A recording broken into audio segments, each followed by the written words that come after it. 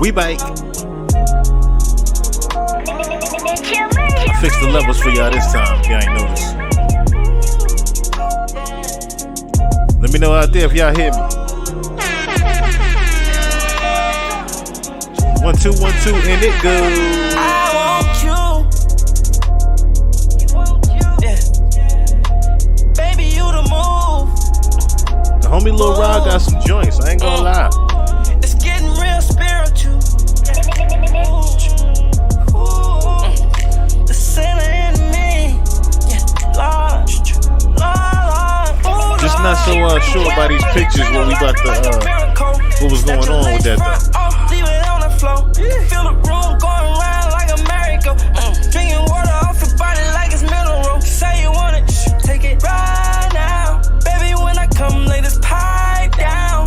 How you wanna act now? What you wanna fly? It's about to get surgical. Bring your body front and center, girl. Yeah, you cutting up like a scissor, girl.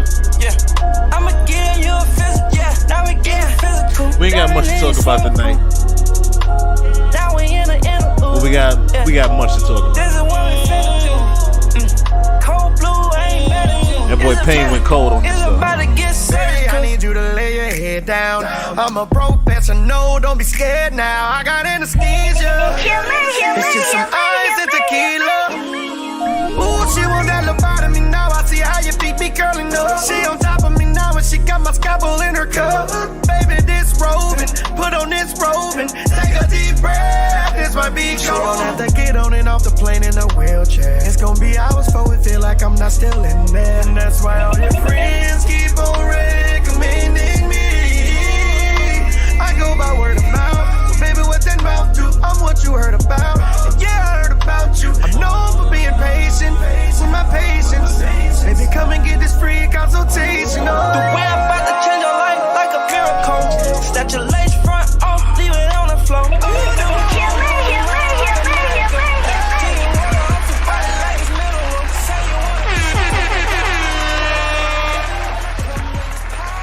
Welcome everybody. Welcome everybody. How's everybody out there doing? Hope everybody doing alright this evening. Thank you for tuning in or not tuning in. You know how we do. Live from the spot motherfucking podcast. Let me get myself right here. Get myself right here. The microphone right. I'm your motherfucking host with the motherfucking most, Chill Murray. Live from the spot podcast, episode 44. Remember last time I was listening back, I was like, damn, I know people listening on the phone can hear me. But then I was listening back to some of the audio and I was like, okay, they can hear me on the phone, but then the videos and music and shit too loud. And then I was like, all right. Then I played myself on the TV and I'm like, turning myself to like 20 something. I'm like, all right, we gotta fix that. we gotta fix that. So I did some due diligences on my own and fixed the levels for y'all a little bit so it's not too loud on the video, hopefully. And y'all can hear me on this motherfucking microphone finally. I know in the past, y'all be like, nigga, turn yourself up. We can't hear you. So, and I know I'm a quiet nigga, so I'm not usually talkative. Except when I'm on here and rapping and shit. But anyway, we're going to get right into it. So, I had stumbled across Sloan Bella again, and it wasn't for Diddy this time. But I guess you could say it's someone close to Diddy. Or in the industry, another higher up that's right next to him. And it took me by surprise. I'm not going to lie. Because she actually channeled you know what? We're going to get right into it. This is Sloan Bella channeling Jay-Z's energy. I want y'all to listen to what she says here. We're going to do a full breakdown of this. Because there was some things in here that caught my attention. And should catch yours. Hi everyone, I'm Sloan from SloanBella.com and I'm back with another energetically channeled video. Now this person is alive currently and this is the energy around the circumstances. Now I will tell you right off the bat, immediately, I pick up the year 2036. Now that's, what is that, 12 years from now? So 2036 is a key playing time for the ending of this person's reign. Now, see, that's not very long from now. If y'all really want to think about it, that's only 10 years from now. 12, like you said, 12 years from now. So I'll be close to his age when I'm hearing about this. So I'll be remembering when this is happening. So, I mean, pretty sure we're going to be here that long. But I'm going to be remembering that date.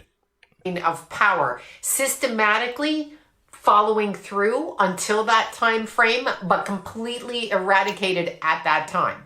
So the energy of this person's empire is slowly collapsing. Now, when you look at a person's empire or what they produce or what they create, that extends to family members and everybody down the line, okay? So systematically, which is really interesting because what I get is this particular person who has acquired, probably was the first hip hop billionaire in 2019, so they say, has acquired so much wealth and power over the masses, along with his very famous wife. And when you look at it, they're very famous children, because of course, when the parents are celebrities, the children come into play in the public eye. But this particular person is winding down energetically. And I see a complete brick wall shut right in front of this person. So no matter how they try to get around what is coming for them, by the year 2036, we are done. So 2036. So as soon as we hit the agenda of 2030, 6 years later, we are done. So this particular powerful person no longer has reign over what is going on in the public eye, okay? Or she always gets me how she talks to about these people as if she really has no idea. Like when she talked about who was it? Kim Porter, and she mentioned Offset. She kept seeing Takeoff, but didn't know his name. She kept seeing Takeoff. Kim Porter was mentioning Takeoff Spirit as well as Offset, but she had no idea who he was. St. Rick Ross. Like, she'll name people without knowing who they actually are. So that's a genuine showing that she really is channeling the energy, being that she has no idea who these people are. In the music industry, there is a complete takedown of this energy right now. And I go through so many people around him. It's not just him. He's the one that took the bait and took the power. But remember, when you take the power, they're always coming for your power. We see that everywhere we go. We see that in any business, little restaurants, all the way up to huge corporations, to huge public celebrities. So who am I talking about? I'm talking about Jay-Z, if you didn't figure it out, with his very famous wife. And there was a lot of stuff online that had him as a Pisces rising. You know me, I'm not going to buy that. When you're that articulate, he's pretty articulate and pretty focused. Perhaps that's not going to be Pisces rising. I found more other sources that put him at a Virgo rising, which makes perfect sense to me given that he married a Virgo and that Virgo plays an integral role in his power. So I'm talking about Jay-Z, who was born on December 4th of 1969. He is an Earth rooster. Now it's interesting because roosters are the bossies of the zodiac, Chinese astrology. They are the directors, the dictators. So they're going to tell you how it's done, which really, when you're in a position of power career-wise, this would be something that would be a benefit to your personality. So he is an Earth rooster, controlled and possessed by earthbound things, okay? So the things that we manifest on Earth. the money, the power, the fame that we're taught here. We're born into families and we just grow up and we're told, you want to aspire to be this guy because he's a billionaire. And they all have fake stories. Now, I want to point that out. Fake stories about the nonsense on how they started and how they got to where they are. That's not entirely true. So I never want anybody to believe these stories of rags to riches bullshit, because it's bullshit. Anyway, energetically speaking, Jay-Z is a Libra moon, sun in Sagittarius, and Virgo rising. Now, what I found so interesting is he has Pluto on the ascendant. It's not a tight conjunction, but it is within orb of a conjunction. Okay, so orb degree of a conjunction.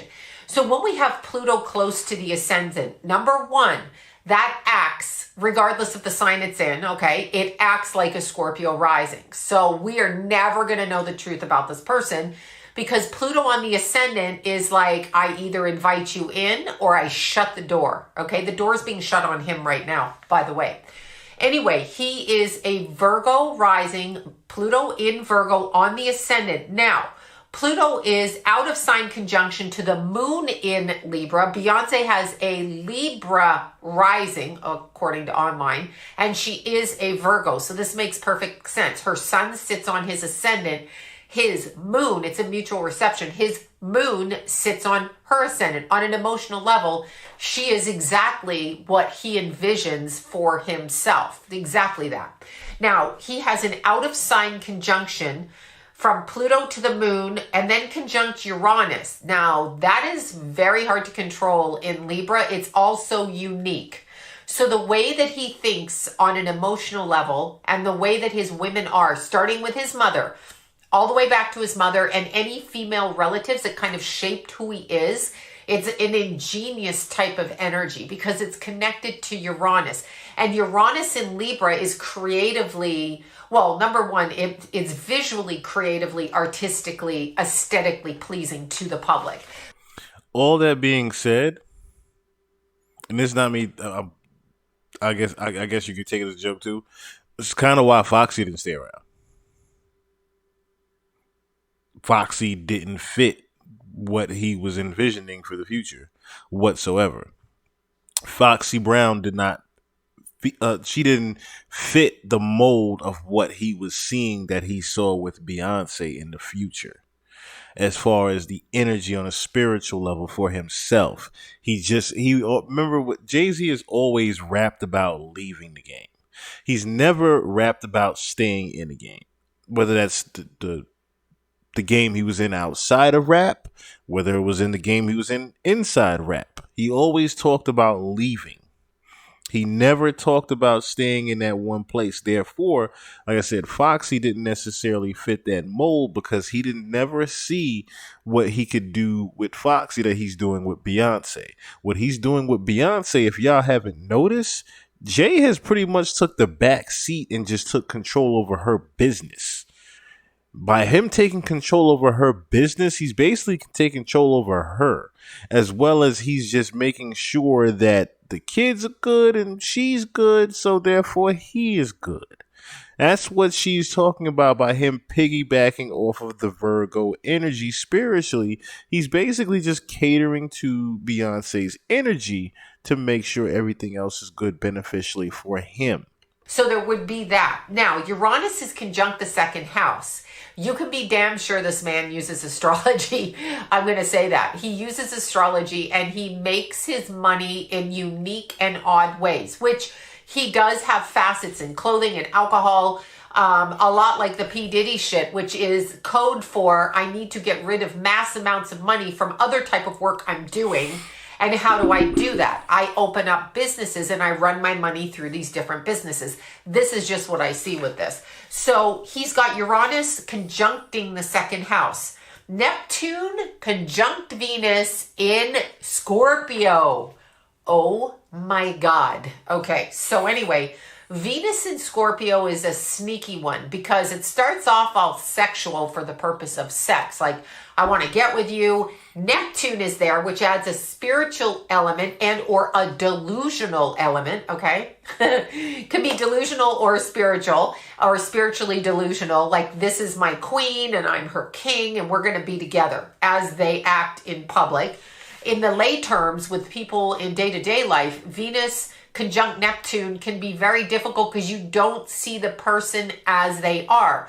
You can hold them on a pedestal and devalue them equally as quickly, which can be very difficult for the relationship if you're the one being devalued or put on a pedestal, because nobody wants either one. You just want to be seen as you are, actually, technically.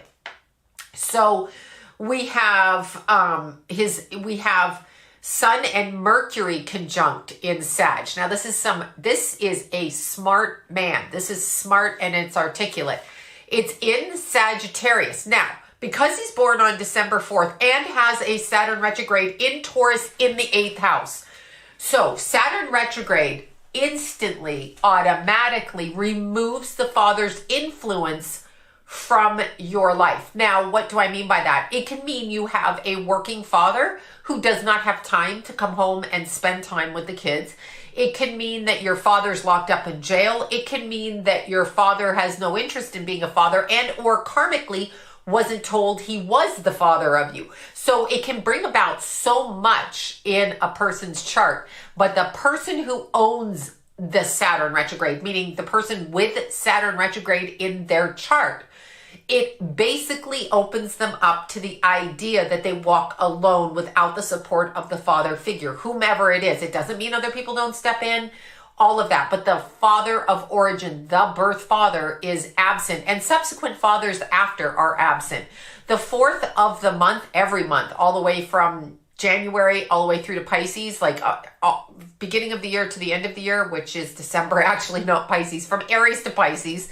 I was doing from the 1st of the year. Anyway, Aries is actually the 1st of the year. We know this, but they screw with us with the calendar. Anyway, from Aries to Pisces, anybody born on the 4th of the month is absent a father figure. And as a result of, makes their own creative expression, if they are male, as what they are supposed to be. So they pass.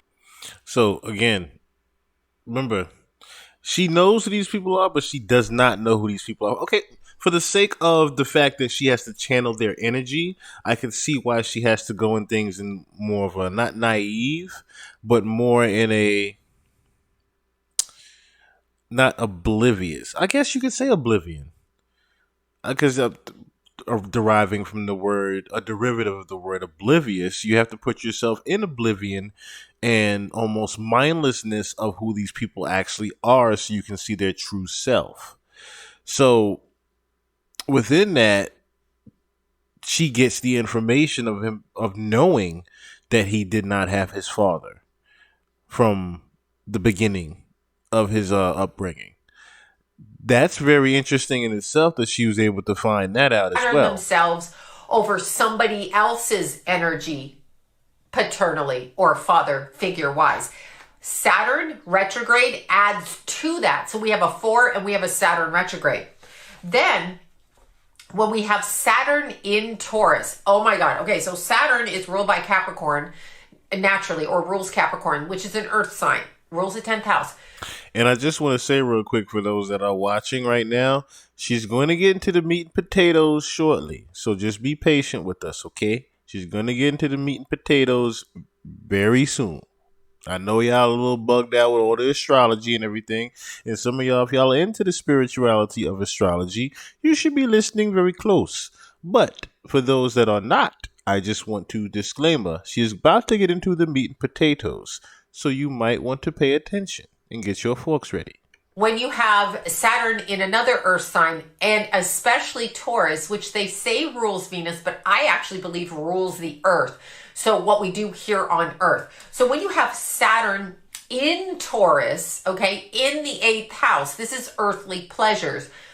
Earthly pleasures, Saturn in the 8th is often a significant factor, and it's retrograde, in the abuse of a child. Okay, so Saturn in the 8th. They are privy to things that they shouldn't be. sexually, financially, sex, drugs, and rock and roll, okay, that they should not be privy to early on in life. And with Saturn in Taurus and then Venus in Scorpio with Neptune, this would be something that was presented to him probably around the age of 6, looking at his chart, if this is the chart that is actually his. It's so hard to know because they just, whatever. So that's just a basic outline of the chart. Now, when you look at Beyonce's chart, I have it written down somewhere here. When you look at Beyonce's chart, Beyonce has a Scorpio moon. That Scorpio moon sits right in between his Neptune and his Venus. So on an emotional level, she's willing to play into the delusion that he presents to her, if you would like to word it that way, which I'm going to word it that way. And then we have Sun in Virgo. So her sun, she's born on September 4th, her sun in 1981, her sun in Virgo sits literally on his ascendant. So she is looking for the expression of that kind of man. And so with her saying that, I want y'all to listen to the song Partition. Now, ironically, I don't know if y'all noticed, but Jay wrote a good part of that song also. So I want y'all to listen to that song Partition over again and then think about what Sloan Bella said. Because his Pluto is conjuncting her sun, which sits on his ascendant, he is in control of her, whether she thinks so or not, whether she's the moneymaker or not. Shake your moneymaker, she is the moneymaker. He is the one procuring the moneymaker out in public. So she was handed off to him. This was a buyout deal, so to speak. So we have that. We have her with a 20-degree Libra ascendant, which puts his moon and Uranus onto her ascendant, okay? Like literally. So these two are together like this, like they fit. Jagged edges, piece of puzzle, they fit. They actually fit together. That's why when I saw online the Pisces rising, I'm like, it's not Pisces rising. That could flip it to the 7th house, but he's more like a first house Pluto in Virgo if I saw one. He's blunt, straightforward, speaks like, directly speaks the way that he speaks. Now, what do I see happening with him energetically? I see the next 3 years. So we are in 2024. This is whatever month this is. This is March, the beginning of 2024. So we are headed for the next 3 years, 25, 26, and 27, with the beginning initial stages of the knockdown when it comes to Jay-Z. He is not next in line. He is second to next in line. I get a real kind of focus between him, Chris Brown, and MC Hammer. Okay, so they're kind of all coming around and they're all linked. We know P. Diddy's going down. So, and that was said by his ex-wife. And that. So I want y'all to pay close attention to that because I know it sounds like a little bit of mumbo jumbo, like how are those three even intertwined, right? But what she's trying to say is their astrology is intertwined. So there could be things that are happening to them separate that doesn't have anything to do with them together. That's what she's trying to say. So if within these next 3 years, we are going to hear heavy event news from those three for the next 3 years is what she's trying to say. Video I did last June. But Jay-Z is a different story because he's still attached to a hierarchy which encompasses financial, political, and just basically public. So he's not absolutely going to be taken down yet. The next 3 years, yes. There are steps where if he doesn't fall into line, he is going to be shaken up. Now, what I do see... Real quick, I just want to also say that within the Kanye doc that I'm going to put out this weekend, yes, I said it here first, the Kanye doc is coming this weekend that people have been asking for. Within the Kanye joint, I'm going to implement some of the ties that Jay has. Reason why is because it has a lot to do with why Kanye is going through what he's going through. Tying it back into this, she is very right as far as Jay has a very high connection. That is the reason why he was able to even become the CEO of Def Jam.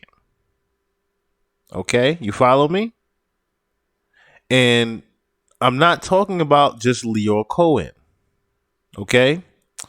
I know y'all gonna say, "Oh, Leo Cohen, Steve Stout, that's who got it." It's partially Leo Cohen, but it is another gentleman that helped Leor secure that bag for Hove that we will find out. I do see 3 years from now, him, his wife, and his kid. I don't know if there's more than one kid. There might be more than one kid. I can't remember with everybody who has kids. But anyway, him, his kid, and his wife, I see them with suitcases. And I literally see them leaving. So their residence will no longer be in the United States. This is what I'm seeing. And this happens by 2027, if not sooner. 2025 through 2027. There is a leaving of the energy here. And That's kind of quick. That's kind of quick. I can't lie, that's kind of quick. So basically what she's saying is within these next 3 years, we are going to see. Now, remember what she just said. She saw Beyonce and the kids leaving. I'm going to assume there's going to be some type of, how can you say, some type of phone footage or video footage of Beyonce and Blue Ivy leaving with suitcases to go somewhere. And I guarantee you there's going to be something that comes out with Jay within these next 3 years that causes that to happen. And then there's going to be some type of rift between those two again. Is a flipping of his personality. So what I'm seeing is a complete shift in his personality. So what does that mean? It means that on a representative way, so how I present myself outwardly, this changes. So now I change my tune, put on another mask, and I present myself outwardly in a different fashion. He thinks he can escape by doing that. If I present myself this way, the public will see me this way and nothing will happen to me. Now, he's definitely 100% energetically connected to the different hierarchies on the other side. So this man understands metaphysical principles, occult principles, how to use those principles, and how to move through different layers of energy himself. In other words, Jay is a lot smarter than, I mean, we already know Jay's very smart, but Hove is on a different level as far as the actual scriptures. Remember,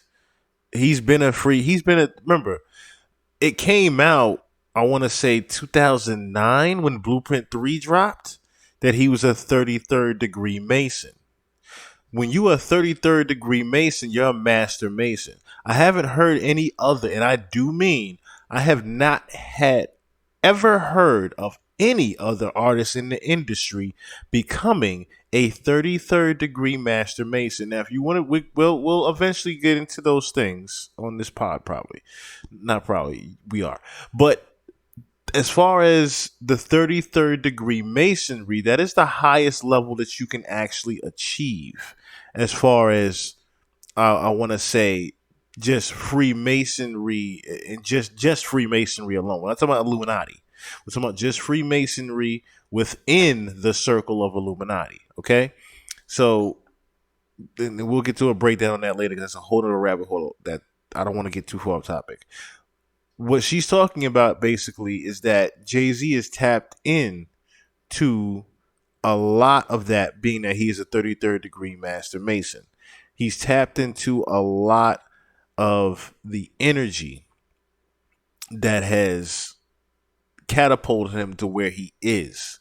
He's learned how to master those abilities that he has, if you will. Like I said, I'm trying to be very basic and vague as I can for y'all without getting too far off topic.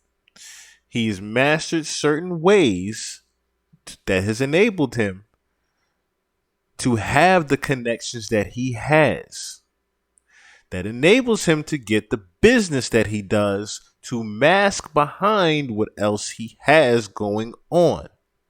That is what Sloan Bella is getting to. And the things that he is going to be, I guess you could say, scolded for later on, we are going to come to find out within these next 3 years. And it's going to be something that causes Beyonce to want to remove herself from him. No questions asked. The reason that he is in the music industry is because of his finely tuned ability to walk a line between what you and I see and where they go, which is different, which is why they have a different lifestyle than us. It's not because they're better or more creative. Understand what you're looking at when you see somebody like Jay-Z is somebody who took an opportunity, Saturn in Taurus, okay, retrograde. Somebody who took an opportunity to step out of a comfort zone and into one that they thought, and this is a greed level. I want fame, I want success, I want money. It's not just I'm a businessman. And he is using his queen, which is Queen B, Beyonce, to help him maneuver in that fashion. But it's interesting because what I see is the wax is melting on the candle. So that tells me something as I'm saying it, that these two engage in ritual expression involved with fire, candle magic, which is really kind of novice. Like there's higher levels. Candle magic is a novice beginner way to manipulate energy, but I'm seeing them melt like wax candles. So the facade that they both have and that their family has is actually crumbling right now. You will see it within 3 years. There are legal troubles for Jay-Z that come up in November, and they come attached to another person, but not a person that you actually think, which would be P. Diddy spilling the beans as he gets dragged into court. No, it's not P. Diddy. It is somebody else. And I'm kind of swinging around to Justin Bieber. Like I'm looking at the people up there, and I'm kind of torn between Chris Brown and Justin Bieber. But I'm going the Justin Bieber way here because Bieber is involved in this sideways. Okay, so there's a sideways connection to Bieber, which I'm sure they're all in the industry, different forms of expression, but they're all in the industry. So this makes sense to me. And then when I look at Jay-Z and Beyonce, I see the fading on the candle. The wax is melting. They are what we would consider to be high-level government experiments. I'm going to put it that way. It doesn't start off that way. But that's what they are. That's the cat jumping in for her opinion. She feels like she needs to talk. Anyway, their expression is this is a government operation, and it's no longer working. So their Jay-Z will be brought back and remolded in a different form. So they really have no ability to control the outcome of what is going to be happening. Okay, this is ridiculous. Cat, hold on. Get down. Come on, get down. Sorry, y'all. Anyway, she's gone. She's gone. She's not going to distract me over there stalking me for lunch. Anyhow, the government, okay, and it is a government or it is a authoritative takedown of they're switching midline of what they feel people want to hear or what people want to have happen.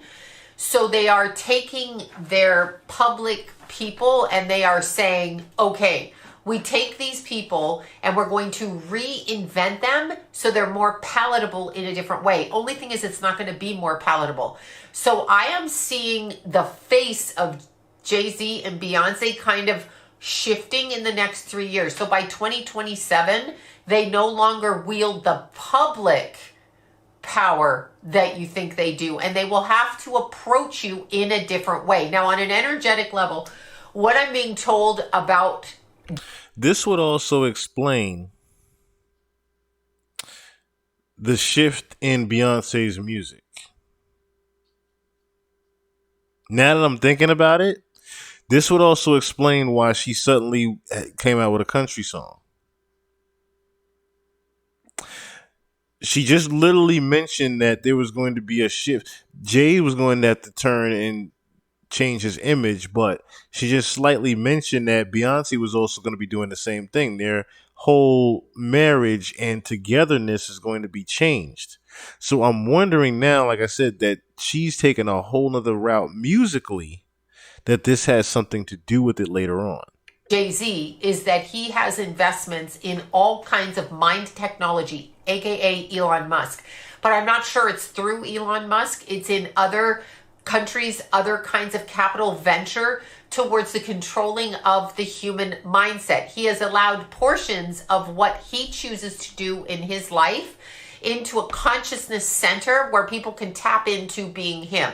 So it's almost a robotic stance where you yourself can put the goggles on and learn how to live Jay-Z's life. He's agreed to do this. So he's kind of a captive, but in a public form, and has no cognitive or conscious awareness of this. That's a weird thing to say, but that's just the way, that's the energy I'm picking up on. No conscious awareness of what's going on around him. Also, keep in mind, they are very much, and here's what I'm getting. I am getting both Jay-Z and Beyonce, because see, he procures her out there. He is her handler, and he is the one that pushes her out there public, and then he profits off her. So we're looking at, and I don't care how much talent you think they have. She was chosen for him. It is a karmic thing looking at their chart, but she was chosen for him in order to help him get where he needed to go. So she's the muse, but let's use this in a different way. Sometimes we use the word muse in the terms of profiteering off of it. He's puts a whole new flip on the word Destiny's Child, don't it? Very aware of entertainers, male and female, where he needs to go to keep his money coming in and what he's actually selling.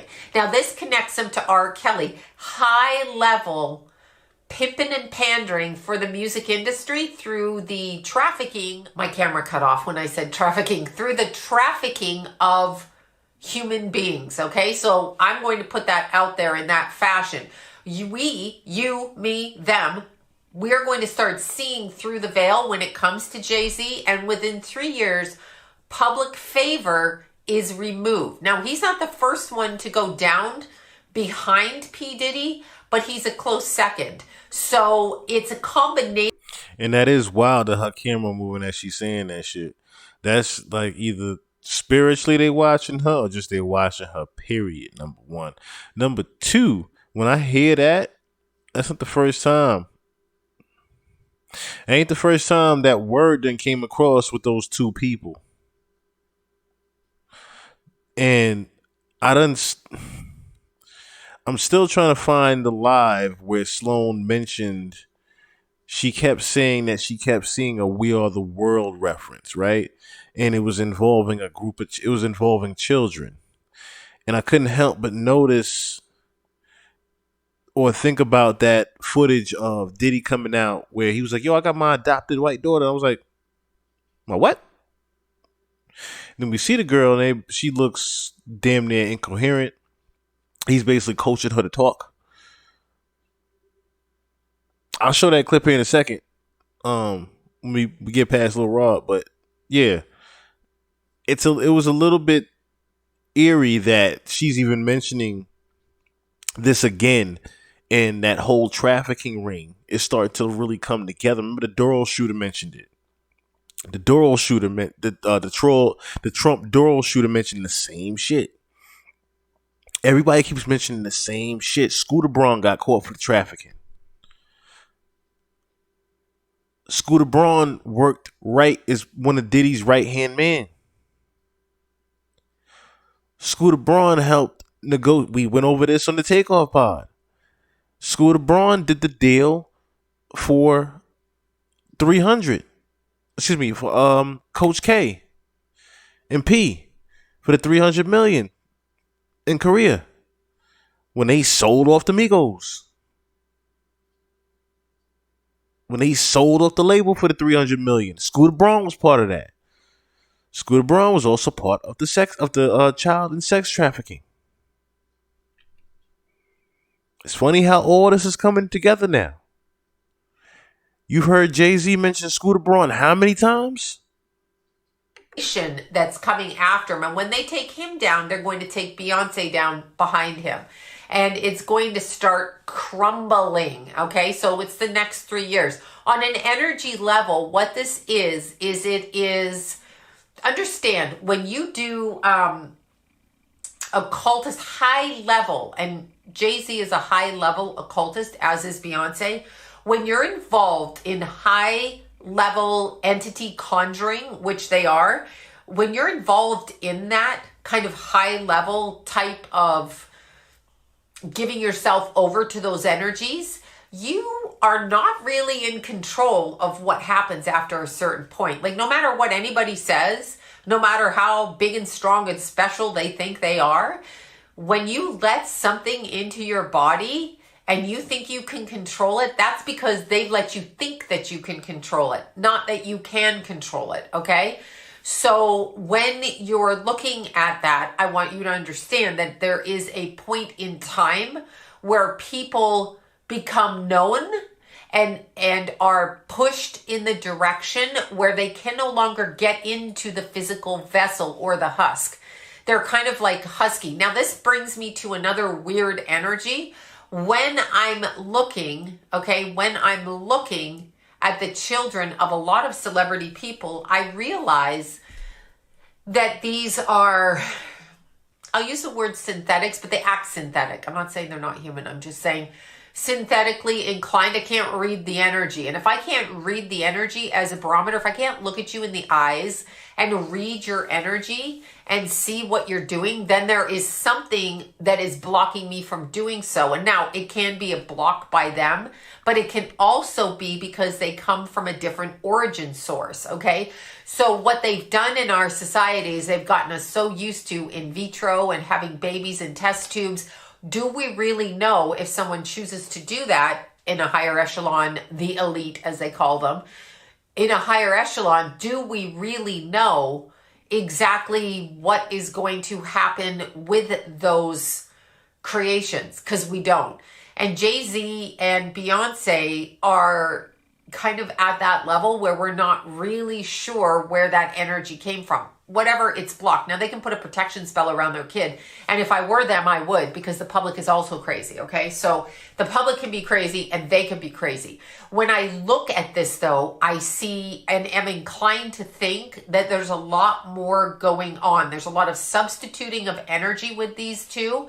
And there's a lot of moving in the direction. And if you've ever been backstage at a concert and you watch people perform, when they come back into their physical vessel, their body, from being out of their body while they're performing, it's quite a sight. And I have seen it personally. I'm not with Beyonce and Jay-Z, but I have seen it personally. It's quite a sight to see someone come back into the physical.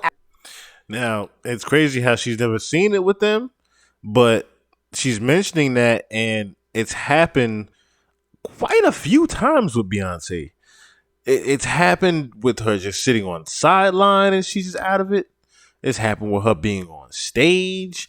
Y'all saw the footage of the stills of her eyes rolling back in her head and veins popping out and shit, and she looking like a whole demon for like a good millisecond, and then she goes right back into Beyonce. She's not far-fetched on what she's saying right now. After being out of the physical. The reason that they're out of the physical is so that they can harness powerful energy to entice people who are watching, which is what these guys are doing.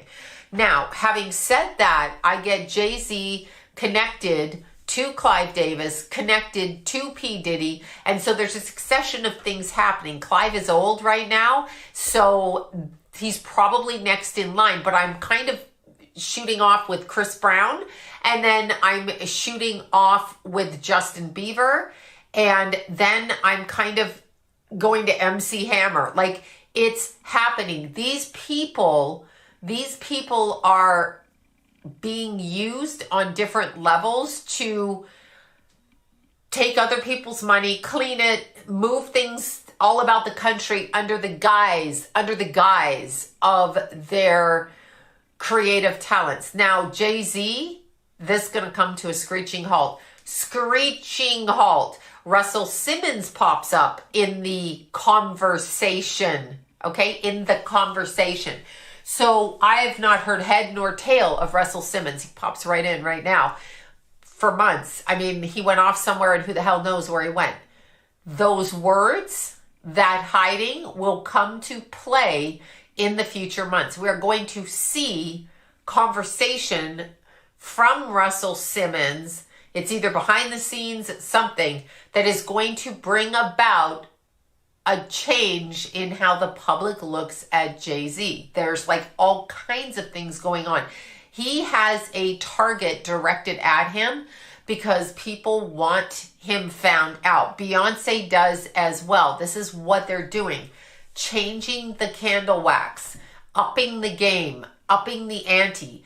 The energy is very, very odd, but this is what I feel. So it's 3 years, and then in the year 2036, it no longer exists. He is a... The only thing I can think about when she mentions Russell is Def Jam. Remember I talked about earlier in the pod, Jay got the CEO of Def Jam after Russell. So I'm wondering now if something is going to come up with that. I'm going to play a clip here in a second here that coincides with what I'm saying. Expression of his former self, and that former self is contained in such a way that we don't recognize it, and it doesn't have the power that it wields right now. So we are in a long line of circumstances happening right now with a takedown, and it's just waiting for them to be taken down, and they've been promised otherwise. They have been promised otherwise. They, Jay-Z, Beyonce, all of the other ones I mentioned, but this is about Jay-Z, they are in the process. Now, what I am seeing is Jay-Z's beginning, okay? So the succession of being unraveled in the next 3 years starts with a burglary of something. So Jay-Z is in the process of having some connection to missing burglarized items, and it's going to come up around him. That's the first marker. And I'm not sure what it is he steals. I don't know if this is a stolen song, a stolen item, a stolen car. I don't know what it is, but it is a burglary of something. I have stolen, and now I'm being accused of taking this. And that is the beginning of it, because they will start nosing around with him. So there's like a lot of nosing around. It's in the theft of something. And by theft, I don't quite know what I mean by that, but it's by the theft of something. And when you look at that, it just draws attention to him, and they don't like attention drawn. The only thing I can think of is him having to do with someone's publishing. That's literally the only thing I can think of. Jay has someone's publishing that we don't know of that's going to come out into the light. Jay has ownership of someone that we don't know about. It very well could be what she was mentioning would be, but because I remember the whole, how did Justin end up to be a headline on the Rock Nation tour 2 years ago? You remember that? Everybody was like, how the fuck Justin Bieber's headline on the Rock Nation tour? Remember that shit? I'm wondering if something is to do with that. If there's something to do with Beeb, him having some type of publish. He's got somebody's publishing. There's something that's going on that he's got somebody's publishing rights to something. He's got something. That's what Sloan's referring to them. I also feel, forgive me for saying this, I sound really weird, but I also feel that when they sleep at night, they sleep in coffins. So what do I mean by that? They sleep not like you and I. They sleep in a different way, and they don't sleep till we get up. So there's a whole other shift in energy. If you were to get, they're like underground. Maybe that's what I want to say. It's an underground energy that is not observed by most people on this planet. So the behavior is beneath the surface, and that is part of what is going to be their unraveling. It's very weird energy, and I'm like all over the place again, but that is going to be the unraveling, is that they are connected energetically to a different source. And I see them connected through the solar plexus. So they hang, okay? So hang, like from the stomach, hang, like when you rise up out of the body, meaning they're not presently grounded in their physical body. I'm talking Jay-Z. Not grounded, but of course his wife, because the two are synonymous. But through the solar plexus, and so puppeteered out like that. So the behavior of them is completely controlled, and it's going to start unraveling. We give them way too much power. They're controlled by other entities around them. There is something with Justin Bieber coming up that's going to drag Jay-Z down the rabbit hole with him. She keeps mentioning that, and I'm going to now do my due diligences and figure out what the fuck that is. I have been looking for a couple days now. It has not come up yet. But there is something there. And like I said, I think that's what I'm going to stumble upon, is he owns some type of publishing some damn where with Justin. So we have this connection like this, and it's going to go down, down, down. It's more of a procuring issue rather than like fundamentally hands-on issue. So it's more profiteering than it is hands-on, is how I would word that. Anyway, I'm now giving myself a headache. This is my first energetic reading on Jay-Z. Which means that there's going to be another one. Which means that there will be another one shortly.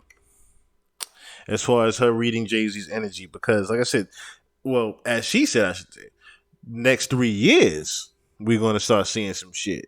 And she predicted, I remember the Kim Porter thing where she predicted Cassie's lawsuit 9 months later, and then she had to do the part 2, and the part 2 predicted the Lil Rod situation.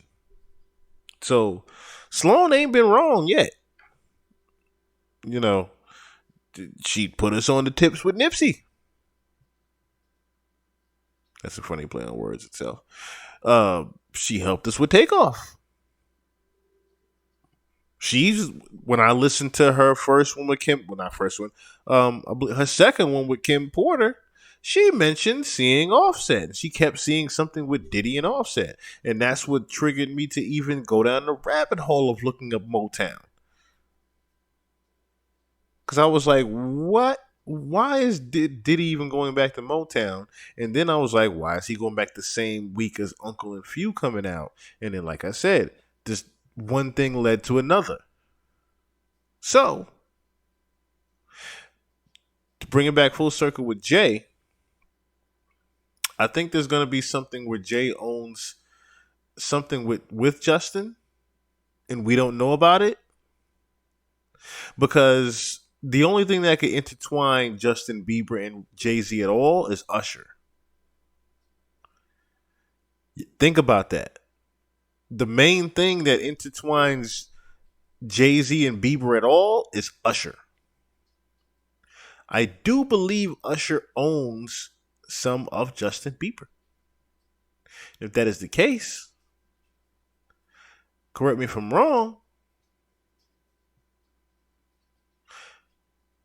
didn't Rock Nation just do business with Usher for the Super Bowl?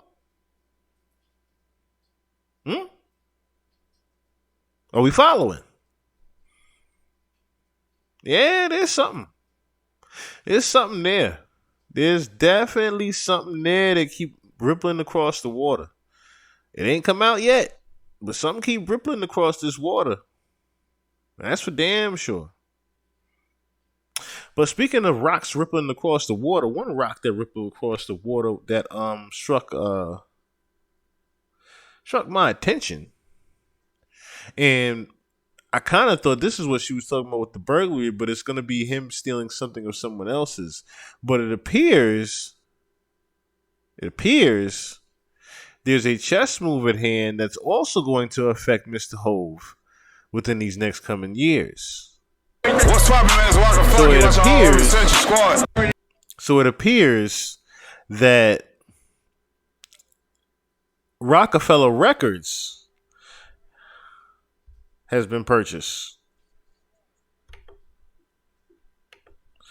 And Dame was talking about selling this. Excuse me. Dame was talking about selling this Rockefeller Records for quite some time. I forgot he even had ownership of the shit. That was why Jay ended up saying, "Yo, I don't care about Rockefeller. I don't want no stake in Rockefeller. You can have Rockefeller, whatever that copyright is, keep it. I just want my masters." Now, being that Jay, yes, he owns the masters. Very big controlling part of things. The other side of that is the publishing. The other side of that is still the publishing, right? So if you own all the records and the publishing of those records, the masters, they matter to the person that owns them. Meaning they can do whatever they want with the songs and the records, right? And profit off of those, the masters, right?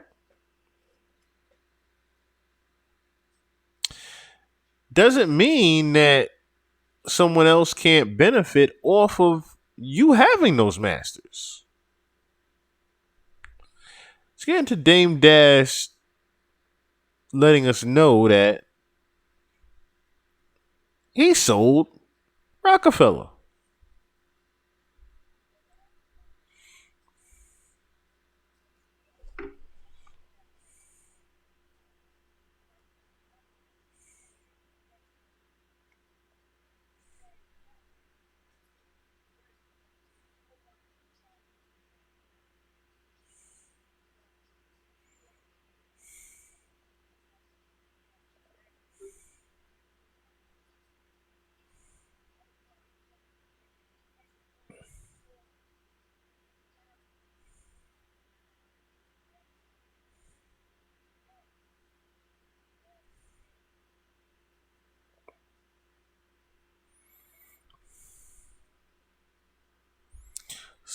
So,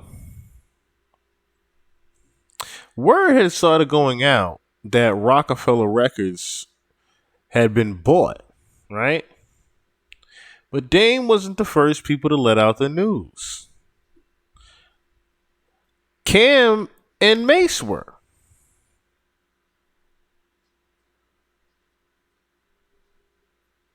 Now, the main reason I had Dame muted was because of his copyrighted music. But I mean, y'all could read and make out what the hell he was saying.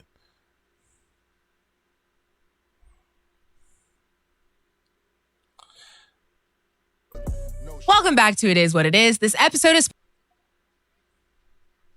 make some cash just by making picks on your favorite players. Underdog is available in more than 30 states, including California, Florida, Texas, and New York, just to name a few. Make sure to support the show by hitting the link in the bio and downloading the Underdog Fantasy app. They'll also match your first deposit up to $100. They're going to get right into it. Everything good. How you doing, man? Good. You looking sharp. Likewise. Another ring to match the glasses. I never seen nobody do it, man. The wedding ring stunt. Another ring to match the glasses. Every ring matches the glasses. That's a stunt, man. I'm feeling rich, you know? You've been feeling rich for a long time, man. It's been a couple decades, more than that, man. Okay, so before we even get into the questions, I'm hearing some things, and I don't know if people know, so I figured I might as well ask y'all, which is a crazy statement to even ask, but I'm going to ask y'all. I'm hearing that y'all are about to get Rockefeller from Dame Dash. Is that true? Straight to it. Is that true? It's actually Ask Cam and Mace today.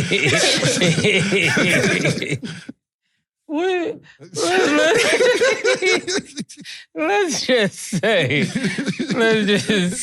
You see their reaction to it, right? You see and hear their reaction to it. These two are very, very subliminal with things like this. But I think we can all hear through the laughs what happened. Hey, killer. I did for $20. Times who knows how much.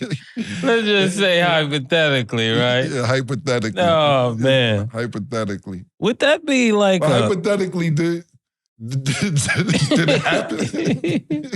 I have a secret.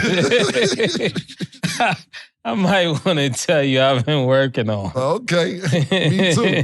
You do. But let's just say if I did know something, you know? Yeah. I don't know. I don't want to answer that right now, Stat. Hypothetically, it might have happened already. Hypothetically. Would that be a grandmaster chess move? I'm just doing business, bro. I'm not here. Notice how Mace had to throw that in there too, that little subliminal of this is just, would that be a grandmaster chess move? He had to emphasize the grandmaster part. And look at Cam when he said that. I'm not here trying to play games or chess against anybody.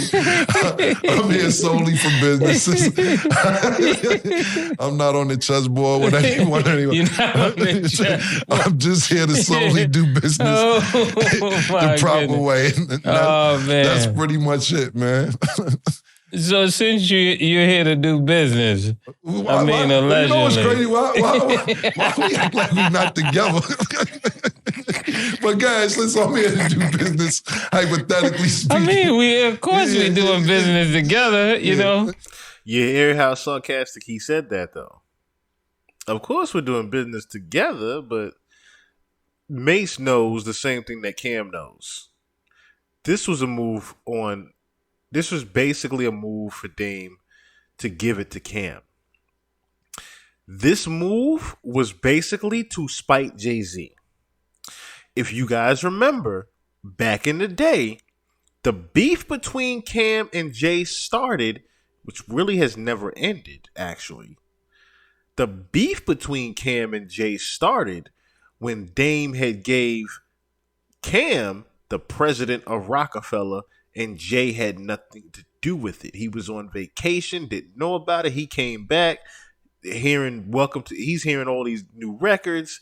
Then he hops on the Welcome to New York City record, and you hear them two going at it.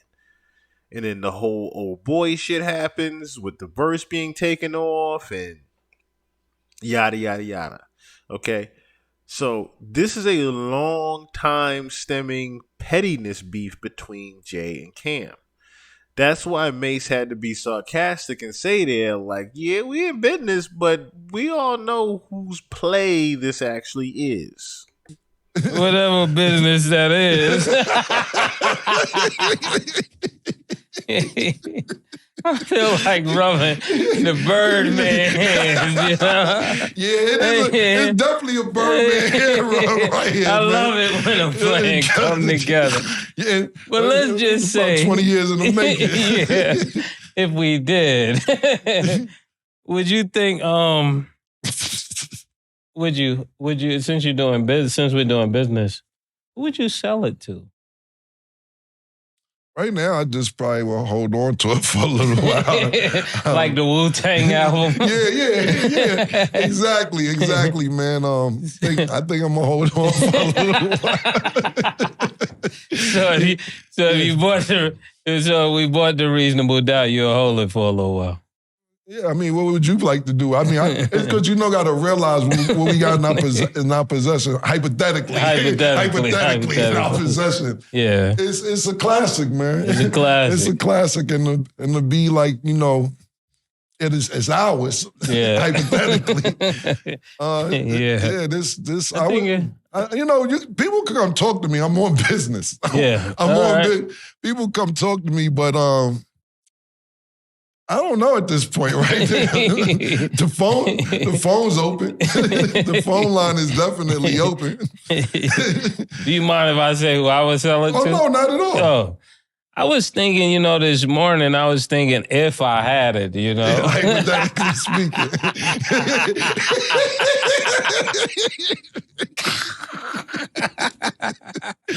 Yeah, who would I sell it to?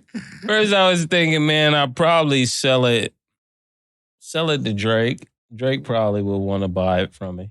Okay. Hypothetically, yeah.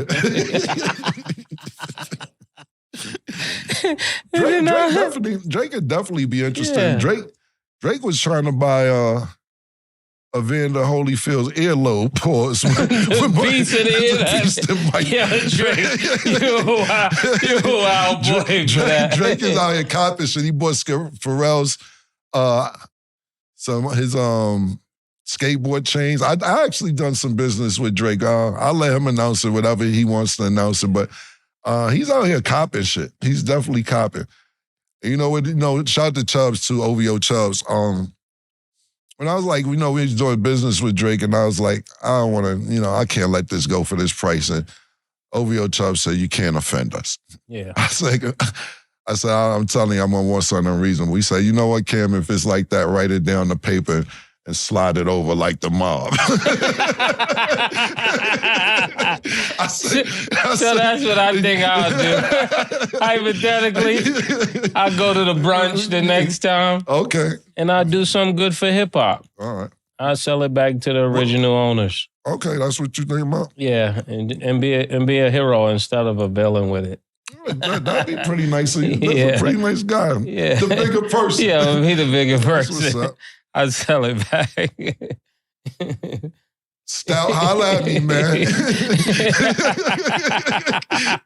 And be the bigger person, Stout, the pettiness of the stout, holla at me. Do it for hip-hop, Yeah, that's what's up. That's dope. The pettiness of the stout, holla at me, man line that Jay used to use. Wow. That's dope, man. That's dope. Well, I don't know what plans are near or what plans have been done, but the secret you had, Killer. Yeah, that's pretty much. Kinda, it's a little more than my shit, but I just want to wait till everything is done. It's not great. what we talk about. It's a little extra piece to it. Because somebody reached out about it, and hypothetically, somebody reached out about it, and this person, I don't know, man. Because you know why? I'm just trying to be where you at and do something good for hip hop. I'm just on business. And the person who called me, or I didn't, through a third party when they found out that we was acquiring, or allegedly, hypothetically acquiring Dame's third, Rockefeller, the Reasonable Doubt album. When they found out about it, their third party called out, and they was like, "Let me get that," and I'm like. Yeah, because I'll put it like this. This is two heavyweights battling, two big heavyweights battling. Hit a nigga with a bomb, another nigga hit another nigga with a bomb. I think the same person called me. Another nigga hit him with a bomb. Then the nigga did some business shit and kind of put him under the wing on some business shit. So now the nigga he put under wing years ago on some business shit is like, I need that. And I'm like, I don't know if I want to be in the middle of all that, but it's definitely interesting. That's why I said I'll be the hero instead of the villain. Because I thought to sell it to him would make me the villain. I'm just here to do proper business, You just man. here to do I'm not here. You ain't got. I have no feelings or emotion in it. Not even a little bit. To sell it to him would make me the villain. The subliminal games that these two are playing. I think Sloan Bella really was on to something to where there's going to be a play here. And she mentioned Russell Simmons. The only thing I can think of with Russell Simmons was Def Jam. And when I think of Def Jam, I also think of Rockefeller. I was thinking.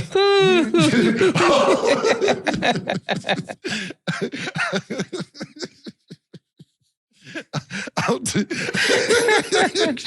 just a kid playing. And you a little devious to me. I'm just here to do things the proper way. Yeah. Hypothetically, when I woke up, I said, this can't be real. Yeah, I couldn't believe it either, to be honest with you. Well, look, I'm just here to do business the right way. That's pretty much we don't all I want can no say. enemies. We just here to do good business. Listen, man. If you look, let me tell you something. A lot of people hate us, and they never gonna get over it. It's just they can't do nothing about it. You know, at the end of the day, they gonna shake our hand, smile. And I'm not talking about nobody in particular. I'm talking about a lot of niggas in general. Yeah. We just ain't going nowhere. It just wasn't in the cards for us to be not here. Yeah. But this isn't about if you like us or not. This is about if you want to do business the right way. My line's available, and we're open to talk. Well, we're definitely open to talk. It's good for hip hop, you know? Oh, it's definitely. It's good for hip hop. Yeah, listen. So a random could have got it. Yeah. A random could have got it. Yeah. So, hypothetically. I'm just saving it from the vultures. Yeah, exactly. Exactly, man. It's in good hands. It's definitely in good hands, man. All right. Congratulations, hypothetically. You owe me $1. Yeah, I do owe you $1. More I than told you we'd be back. I definitely, if I had a single on me, you know what? More than I told you we would be back.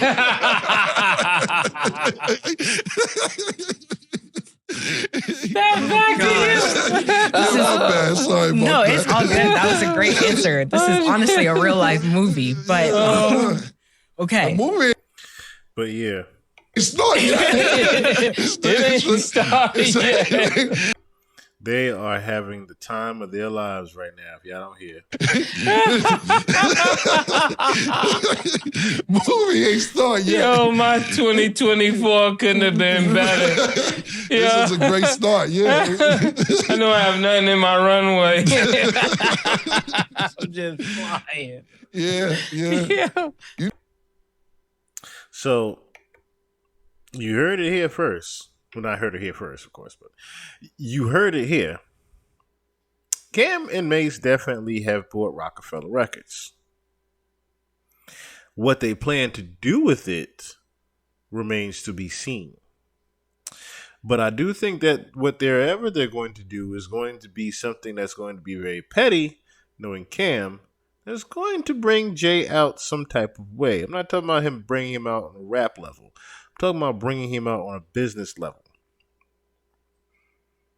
These two are definitely going to do something that brings him out on a business level to where Jay got to play out here in these streets. The paperwork.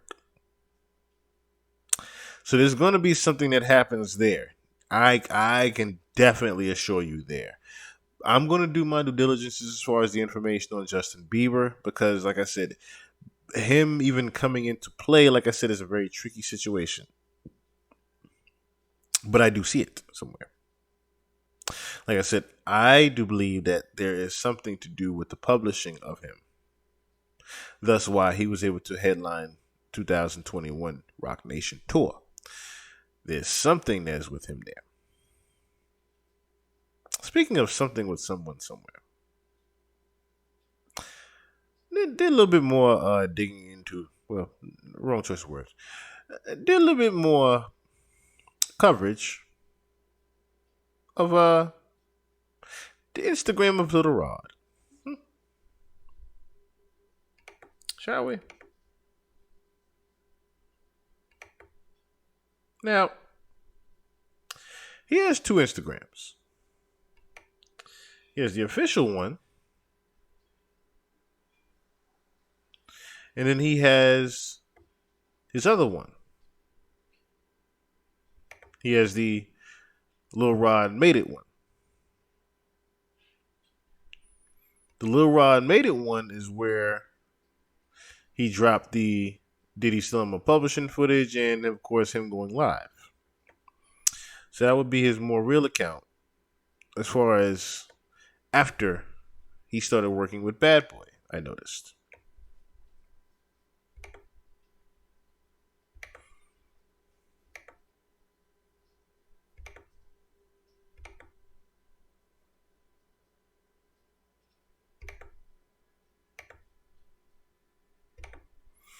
Okay, so it's Lil Rod. And there's a couple things that I want to point out with this here, right? Let's start from the very beginning here, down here, right? Matter of fact, let's look at his other one, as a matter of fact. Clearly, you can see A lot of this is around the time before he got with before he made the Love album. If you look at all these pictures here, this a lot of this is before the Love album. Maybe even around the same time that he just started to do things with it. But a lot of this is before the Love album. This is when he just started to get on. It looks like.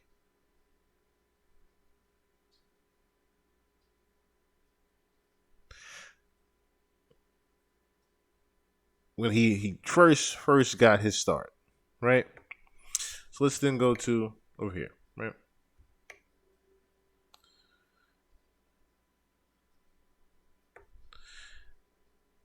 So I'm playing the guitar. This one actually stood out to me. As far as him being on the boat with Diddy, right? We see French Montana here, of course, right? And I thought about, around what time was this? Was this around the Virgin Islands section of the docket that he was referring to? Because if it is, it appears to me that this gentleman is having the time of his life. Or just chilling and just enjoying the vibe or whatever. Just trying to, blend in.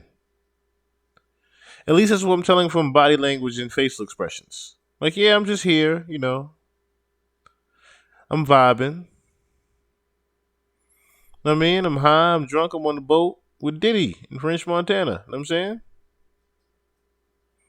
That's the vibe I get from this. That I'm chilling out here, but I'm not necessarily here. Reason why I say that is because if you look in his eyes, how beady his eyes are, you can tell he's actually very, very incoherent right here. And like I said, just in the moment of the vibe. So he's more than likely drugged up here.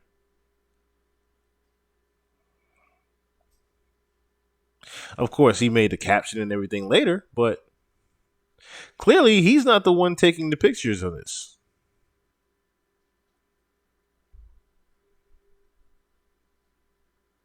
Now, ironically, I was able to find the footage of this day.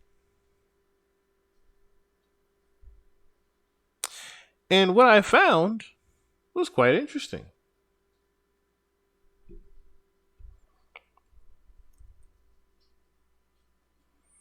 Let's go to St. Bart's, shall we? Let's go to St. Bart's.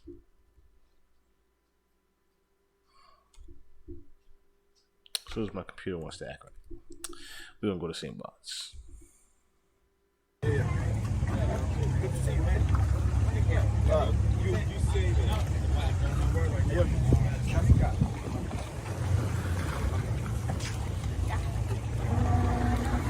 Let me get rid of myself here real quick.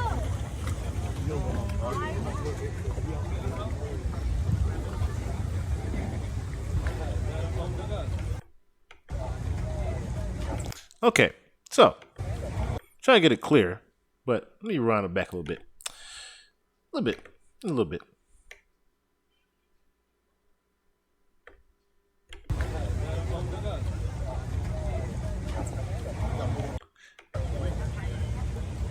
If you look closely in the back, you see Rod. Let's go back a little bit further.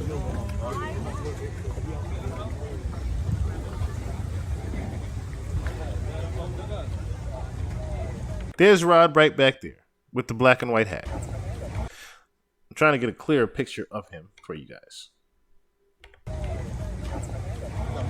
Of course, people keep passing in front, but yes.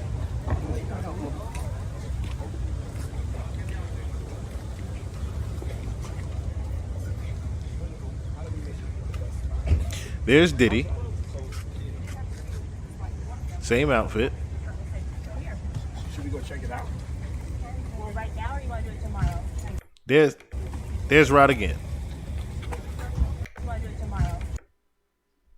Damn it. Stop selling me.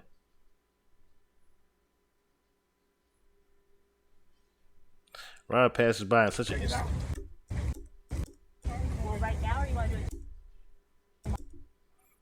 There's Lil Rod right there. So this is the same exact day that they took the St. Bart's trip to the Virgin Islands. That was mentioned in the docket.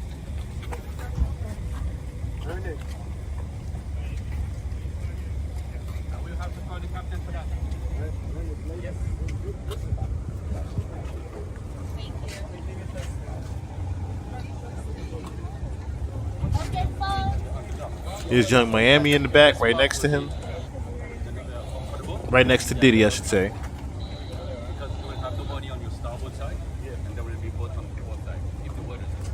Miami is standing there with the pink bag.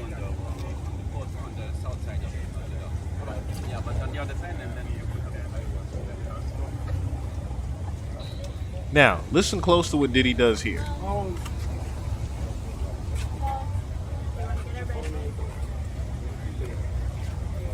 They start taking phones.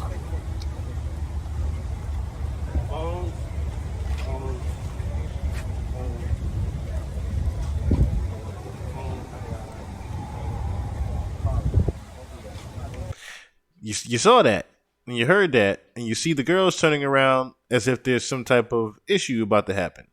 Very small, not an issue as if a fight's about to break out, but more of a, you can hear there's some type of discrepancy. What you heard was French Montana saying, I ain't got it, or I ain't trying to give up my phone. High school game real quick. French Montana was not trying to give up his phone. But the real question is, why is Diddy trying to confiscate everyone's phone, including French Montana's? And French Montana has to say, nah, I ain't got it. And you hear Diddy saying, come on, man, don't do it like that. Don't do me like that.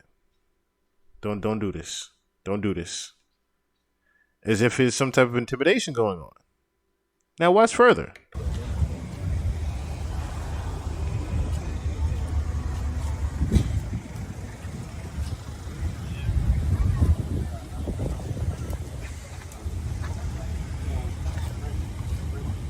Eventually, French gives up the phone. Got everybody's phone now? Got everybody's phone. And French isn't too happy about it. Yeah. Where the boys at? Hi. Hello. How are you? Merry Christmas. Excuse me, I need the phones, guys. I need your phones. I need your phones. I need your phones. Thank you. Thank you. Thank you. I looked up the phone policy in St. Bart's. There's nothing that says that you can't have a phone anywhere. Thank you. And Quincy, I know you have 2 phones, Quincy. Oh, there you go. That's what I love. Yeah. Just Glow. So proud of you, Just Glow. Look at that. Got all the phones. Now, the only thing that I thought of was, okay, maybe they're going somewhere, they were going to be going to water, they're going to be getting in water, but clearly they just got off of a boat. So why would they be confiscating phones after getting off of the boat? That led me to think about the docket again. Where were they going that Diddy had to confiscate all the phones? Bad enough that they had to do an NDA, but you're confiscating everyone, including your own kids' phones. I have everybody's phone. So we got 2 cars. We got this car and the car over there. How would you like to? I mean, yeah, we just gonna get in when we finish. Now, another thing I want to rewind. Somebody hold up on the phone. Somebody's phone. So we got 2 cars. We got this car and the car over there. How would you like to? I mean, yeah, we just gonna get in when we finish.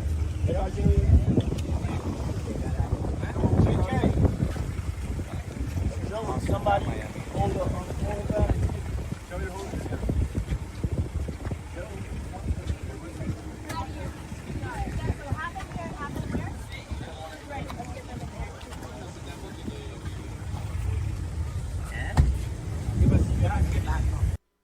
You see how there was a whole camera crew there in the back?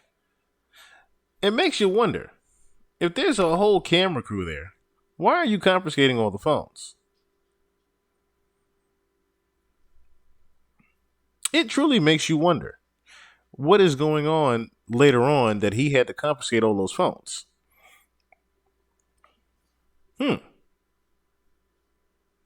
So let's take a look more at the Instagram, shall we?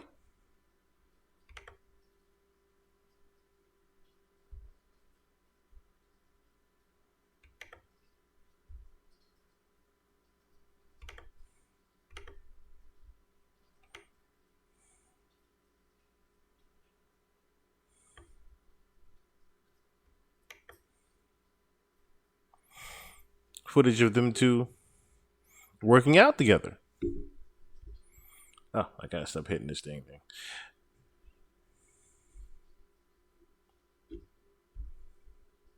That was clearly either the Virgin Islands or possibly Miami, even. But yes. Let's look at this footage. Them niggas, and they can't fuck with us. Yeah, we are them niggas, and they can't fuck with us. One more time, we are yeah, them niggas, and they can't fuck with us. No.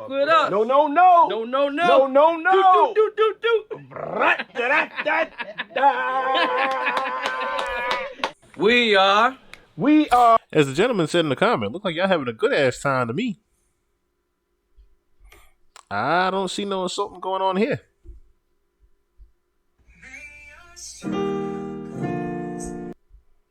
That's him just again in the studio. But let's go up a little further. Now clearly that you hear Diddy in the back. Sound very, very clean. Yeah, it's clean. Yeah. Nice and crisp. I like that. Yeah. I need First love, could you be down like my first one? How my voice sound? Sound very, very clean. Yeah, it's clean. Yeah. Nice and crisp. I like that.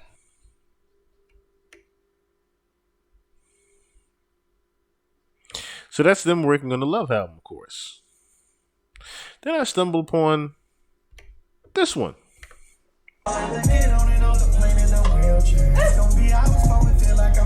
Now, of course, this is the record that we played in the very beginning of the pod. He's debuting the song to Stevie J. That's T-Pain right there. Yeah. And that's my brother Lil Rod. We got this joint called Surgical. It's out right now. All platforms. Check it out. Let's go.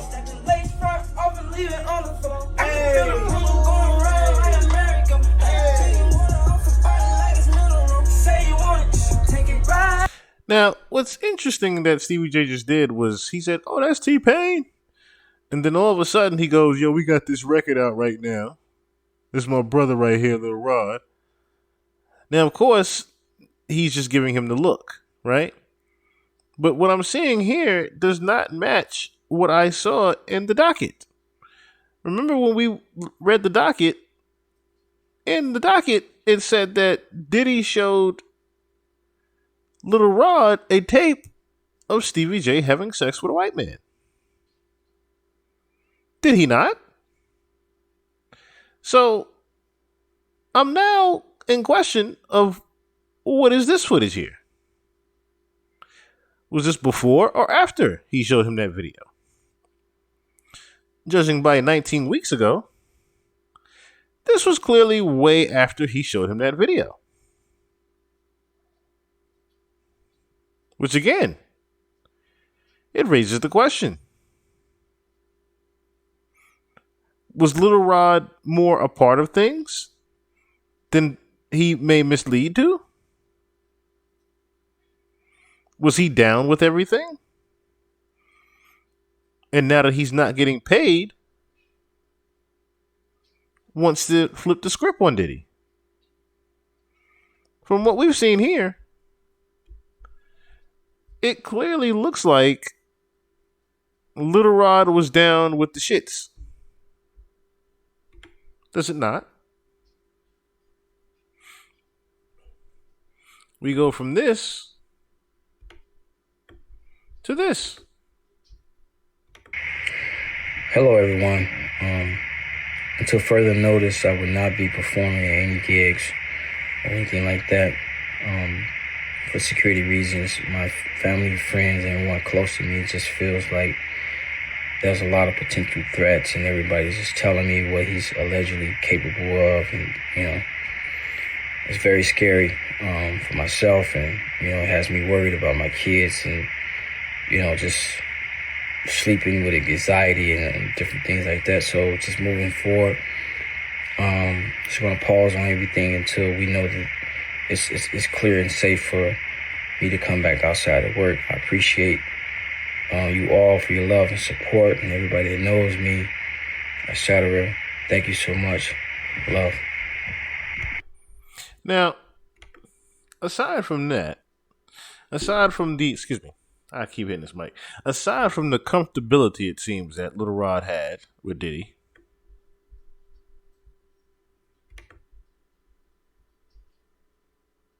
where is this at here? Mr. Combs and Justin Combs solicit drugs, engage in illicit sex and acts minors. In illicit sex acts with minors and sex workers. Says on or about July 22nd, 2023, in California, Mr. Combs had a listening party at his home. Present at this party was an R&B artist, redacted, Justin Combs, sex workers, and underage girls. Now, redacted R&B artists. Now, what does it say down here? Now, someone pointed this out in the last pod that I missed. It says, Grammy Award-winning R&B singer who had trouble with law enforcement after assault on a Bayesian billionaire. Now, the only Bayesian billionaire I can think of is Rihanna. Now, if I think of Rihanna, I only think of Chris Brown. So that begs the question, was it this evening?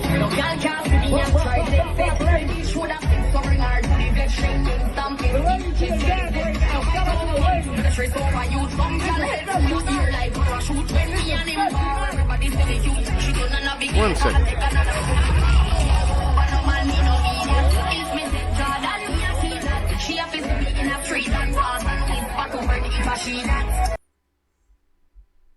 Makes you wonder. I think I gotta mute that too, because we hear a lot of sincere at that. So that sincere record is pretty loud. Anyway, this is at Diddy's party.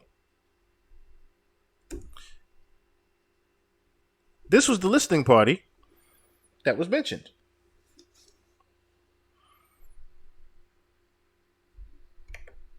Now, it makes me wonder, was it this night? Or was it this night?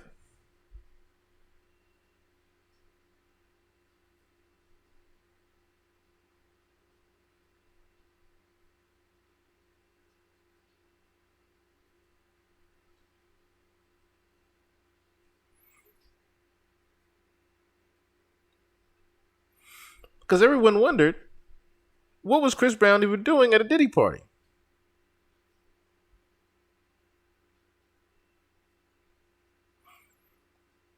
We see women jumping on the bed.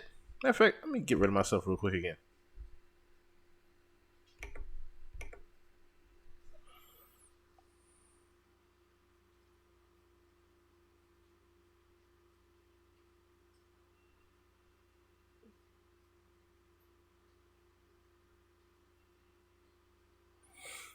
Clearly, he's having a good time there.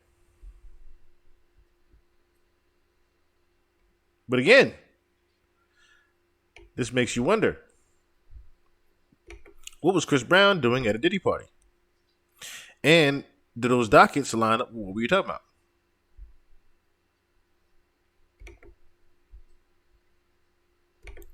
Really makes you wonder.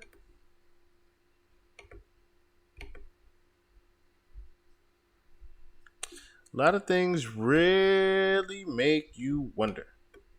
You know? It really makes you wonder. When you're seen here with Stevie J chilling 19 weeks ago,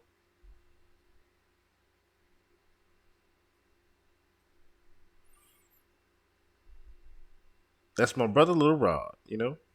My brother Lil Rod. That's your brother, huh? The same brother that Diddy just showed him a tape of you banging some guy out, you know? Lil Rod looks pretty down with the shits. If you ask me. Like I said, it was all good just a week ago. It was all good. Until further notice, I will not be performing at any gigs or anything like that. For security reasons, my family, friends, and everyone. It was all good just a week ago. Close to me, it just feels like there's a lot of potential threats, and everybody's just telling me what he's allegedly capable of, and it's very scary. You just now finding this out for myself, and it has me worried about my kids. That's the part that gets me. You just now found out how dangerous it is. Sleeping with anxiety and different things like that. So just moving forward, just want to pause on everything until we know that it's clear and safe for me to come back outside of work. I appreciate.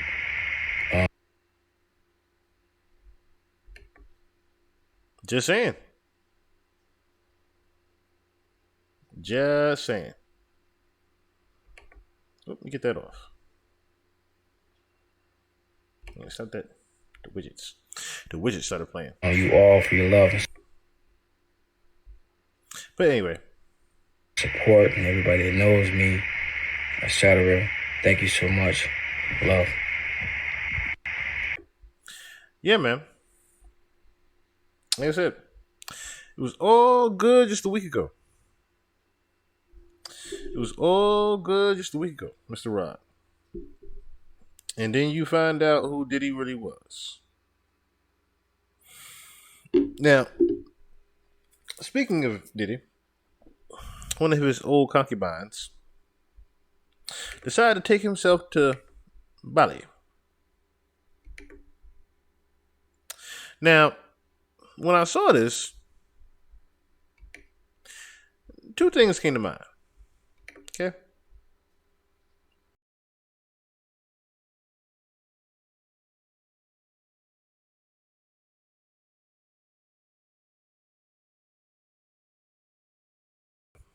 Copyright reasons. Number one. Number two. What in the hell are you playing Love on Top while you paying tribute to Usher coming to Bali?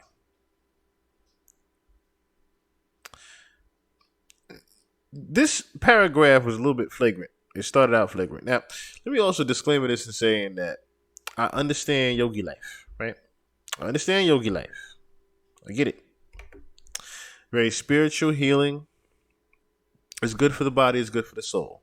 I'm not going to say yoga is not good for you. Yoga is very good for you, actually. I very much encourage it. Okay? For most people, especially people that deal with anxiety and things like that. Yoga is very good for you. It's a very, actually, very therapeutic form of exercise that can be very relieving to the soul. Okay? With that being said, ain't nothing yogi about this first part of this.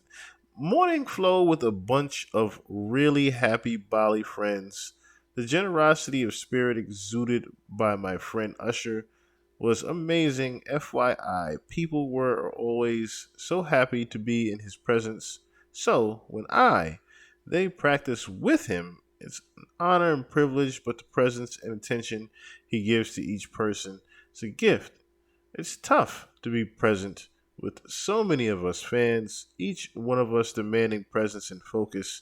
It's rare that a person can give so much without it draining his energy. His quote when asked about the energy needed to accommodate so many was, God, it's not me, it was God. Oh, so many was God. It's not me giving, it's God through me. It's so easy. So it's pure yoga. Now, it wasn't that one as much as it was This one. When I was at the lowest point in my life, I had an operation. When I woke up, this man was sitting by my bed. I had known Usher since he was a kid, but we really bonded because of our mutual love for self discovery and our belief in yogic science as a direct route to realizing God's consciousness in ourselves. People remember this. A friend walks in when another walks out. I will never forget the generosity of spirit I witnessed in this man. God bless you, baby bro. Usher, love you. The only funky part about that was you still with this damn Love on Top song.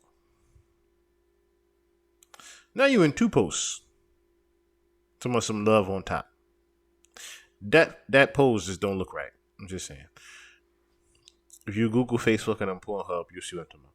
Anyway, let's see. That paragraph, beginning of that paragraph, sound a little flagrant too. Like I said, sometimes you can say, okay, yeah, people are reaching with shit like this, right? But this is one of those things where you have to read the room also. And I don't think either one of these two are caring to read the room right now.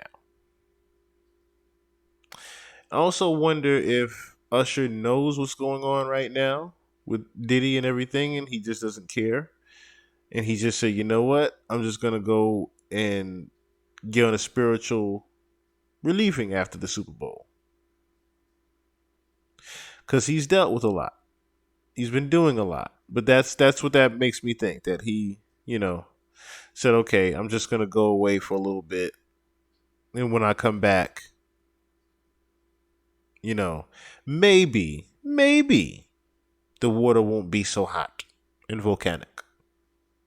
But sir, the pot is cooking. Your ass still in it.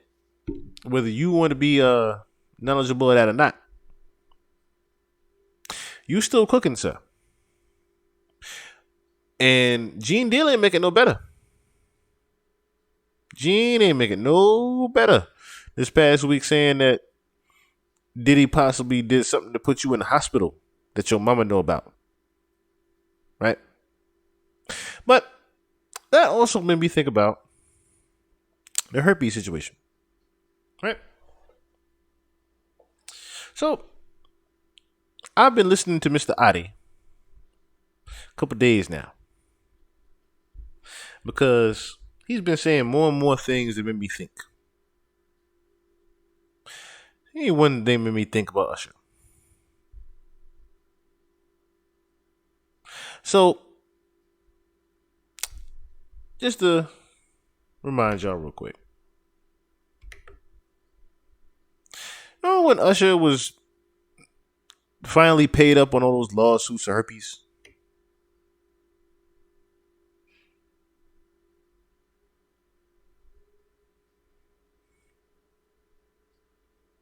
So, look, the suit took issue with Usher over a 2012 settlement he paid out to a woman for allegedly infecting her. The insurance company said Usher never informed them of that settlement when he signed with them in 2016. The case dragged on for over a year while Usher dealt with the two legal battles. The $20 million case was quickly settled, with the terms of the deal kept confidential. Now listen to this.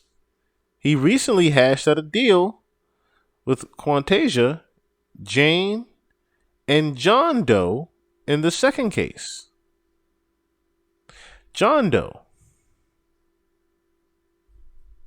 Well, who's the John Doe?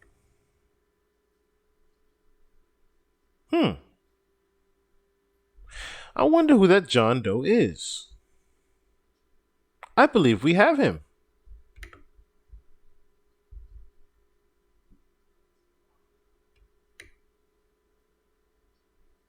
I want you guys to listen in to this. Obama during his last presidencies, purposely. That's why they had Tupac killed. Was when they kill them, you gain fame. When people, your record sales go up, and then people listen to your lyrics and everything, and then you become famous. Okay, that's how they do it. All right.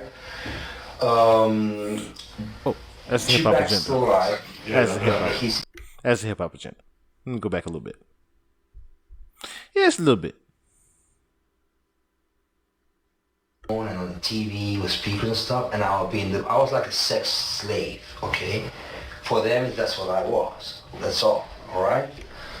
I caught herpes, and I came back and I sued for the herpes and won.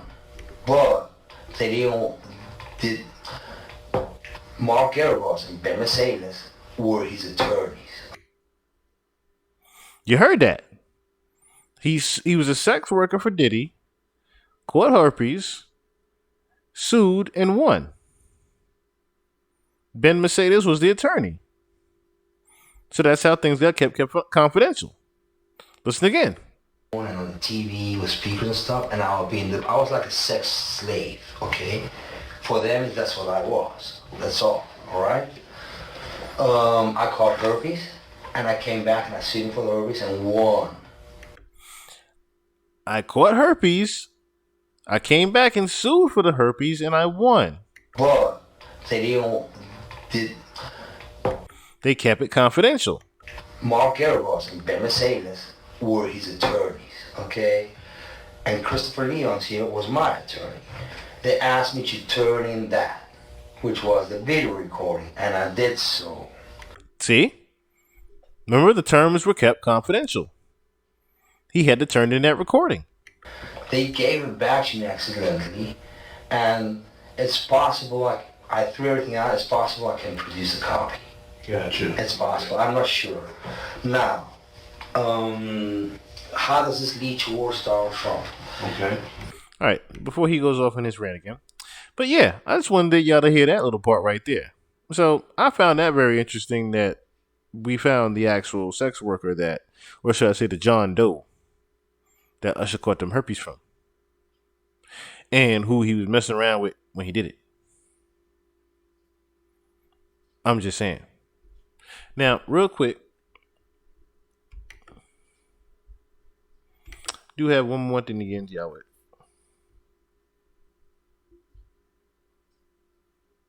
Where is it?